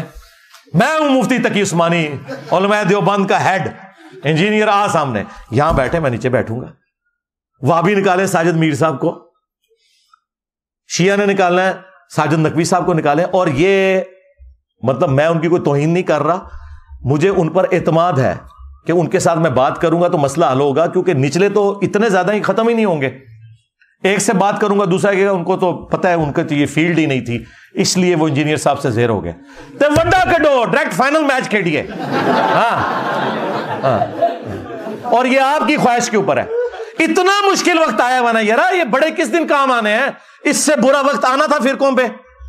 اسی دن کے لیے بندے سنبھالے ہوئے تھے نا, نکالو. اچھا تم کہتے ہو اگر یہ بول نہیں سکتے تو میں ایک اور آفر دیتا ہوں, یہ آ جائے, تم ان کے ساتھ بیٹھ جاؤ, ان کو سامنے بٹھاؤ اسٹیچو بنا کے, اور پہلے اناؤنسمنٹ کرو کہ ان کو چونکہ بات کرنی نہیں آتی, ان کے بہاف پہ میں بولوں گا. انجینئر صاحب آؤ, ختم نبوت کے اوپر بات کرو, عقیدہ توحید کے اوپر بات کرو, گستاخانہ عبارتوں کے اوپر بات کرو, میں کرنے کے لیے پھر بھی تیار ہوں. یہ معقول ہے نا جی؟ اس سے بھی آسان, اگر وہ بڑوں کو ہوا نہیں لگا سکتے, بڑوں سے ایک ویڈیو کلپ بنواؤ. بعض لوگ کہہ رہے ہیں انجینئر صاحب نے پہلے کہا تھا لکھوا کے لاؤ. سرکار میں نے پہلے دن سے کہا ویڈیو لازمی بنوانی ہے, اور لکھی ہوئی تو ٹویٹس بھی ڈیلیٹ کر دیتے ہیں لوگ. ویڈیو چاہیے کہ یہ میرا بچہ, یہ میرا ریپرزینٹیٹو ہے, اس کی جیت میری جیت, میری جیت میرے فرقے کی جیت, اس کی ہار میری ہار, اور میری ہار میرے فرقے کی ہار ہے. سرکار یہ باتیں ہیں, اسی لیے تو وہ ایک گلے پھاڑنے والے کو ان کے بڑے نے فارغ کر دیا تھا کہ تیری وجہ سے میری داڑھی پٹی جاتی ہے, تو آئے دن جا کے گل کرنا ہے اور سیدھا میرا نام لینا ہے, کڈو ساجد میر صاحب نو, ساجد میر صاحب نو. انہوں نے کہا تو منو بڑا بے شرم آدمی ہے, تو آئے دن میری داڑھی پٹوانا ہے تو. اور حقیقت بات ہے وہ بہت ماڈریٹ آدمی ہے, ساجد میر صاحب انتہائی ماڈریٹ آدمی ہے, وہ اس طرح کے نہیں ہے. وہ ہمارے استاد جو پروفیسر احمد رفیق اختر صاحب, ان کے پروگرام میں بھی وہ جایا کرتے تھے, مہمان خصوصی ہوتے تھے. اتنا ان کے اندر یعنی ٹالرنس موجود ہے. تو اس کی وجہ سے ان کو بھی سننی پڑتی ہیں. اور یہ میں سب کچھ صرف ان لوگوں کی خواہش پہ کہہ رہا ہوں, مجھے کوئی ضرورت نہیں ہے. اپنے بڑوں کو لانچ کریں یا ان سے ویڈیو اس طرح بنوائیں, اور ٹائم قیامت تک جائے. یہ میں نے اس آخری بات کا جواب دیا جو انہوں نے کہا کہ جی وہ بھی کلپ بناتے ہیں, میں بھی کلپ بناتا ہوں, تو مسئلہ ختم نہیں ہوتا. سرکار مسئلہ ختم ہو گیا ہے. مسئلہ ختم یہ ہوا ہے کہ تمہاری عوام یہاں آ گئی ہے, مسئلہ ختم ہو چکا ہے. مجھے تو کوئی مسئلہ نہیں ہے. تم نے اپنی عوام کو اگر واپس لینا ہے تو انہیں قائل کر لو, سیدھی سی بات ہے. میرے ساتھ بیٹھ کے کیا لینا ہے؟ میرے ساتھ بیٹھنا ہے تو پھر میں نے جو آپ کو یہ ساری چیزیں بتائی ہیں وہ آپ کے سامنے. میرا خیال ہے مفتی صاحب کو اور ان کے کٹر فالوورز کو اس کے بعد انشاءاللہ آرام آ جائے گا. صلو علی محمد و آل محمد, اللہم صلی علی محمد وعلی آل محمد و اصحاب محمد و ازواج محمد و امت محمد اجمعین الی یوم الدین, آمین. اللہم انی اسألک بانک انت اللہ لا الہ الا انت الاحد الصمد الذي لم يلد ولم يولد ولم يكن له كفوا احد وإلهكم إله واحد لا إله إلا هو الرحمن الرحيم ألف لام ميم الله لا إله إلا هو الحي القيوم اللهم صل على محمد وعلى آل محمد اللهم ربنا آتنا في الدنيا حسنة وفي الآخرة حسنة وقنا عذاب النار ربنا آتنا من لدنك رحمة وهيئ لنا من أمرنا رشدا اللهم أحسن عاقبتنا في الأمور كلها وأجرنا من خزي الدنيا وعذاب الآخرة اللهم اغفر لحينا وميتنا وشاهدنا وغائبنا وصغيرنا وكبيرنا وذكرنا وأنثانا اللهم من أحييته منا فأحيه على الإسلام ومن توفیتہ منا فتوفہ علی الایمان. اے اللہ جن جن بھلائیوں کا سوال تیرے محبوب صلی اللہ علیہ وآلہ وسلم نے تجھ سے کیا, ہمارے حق میں، ہمارے ماں باپ کے حق میں، ہمارے بیوی بچوں کے حق میں، پوری امت کے حق میں قبول منظور فرما۔ جن جن چیزوں کے شر سے تیرے محبوب صلی اللہ علیہ وآلہ وسلم نے تیری پناہ طلب کی، تمام مسلمانوں کو ان چیزوں کے شر سے اپنی پناہ عطا فرما۔ اے اللہ، ہماری، ہمارے ماں باپ کی، ہمارے بیوی بچوں کی، پوری امت کی تمام دینی، دنیاوی، جسمانی، روحانی، ظاہری، باطنی پریشانیاں، تکلیف، مصیبتیں، دکھ، درد، بیماریاں، دشواریاں دور فرما۔ خصوص بالخصوص کشمیر، انڈیا، فلسطین، چائنا، عراق، شام، افغانستان، یمن اور پاکستان میں جہاں کہیں مسلمان تکلیف میں، اے اللہ غیب سے ان کی عزت، آبرو، جان و مال کی حفاظت فرما۔ اے اللہ ہمارے ملک پاکستان کی خیر فرما، پورے عالم اسلام کی خیر فرما، اندرونی اور بیرونی خطرات سے محفوظ فرما۔ سبحان ربک رب العزت عما یصفون وسلام علی المرسلین والحمد للہ رب العالمین وصلی اللہ علی النبی الکریم وعلی آلہ واصحابہ اجمعین الی یوم الدین، آمین۔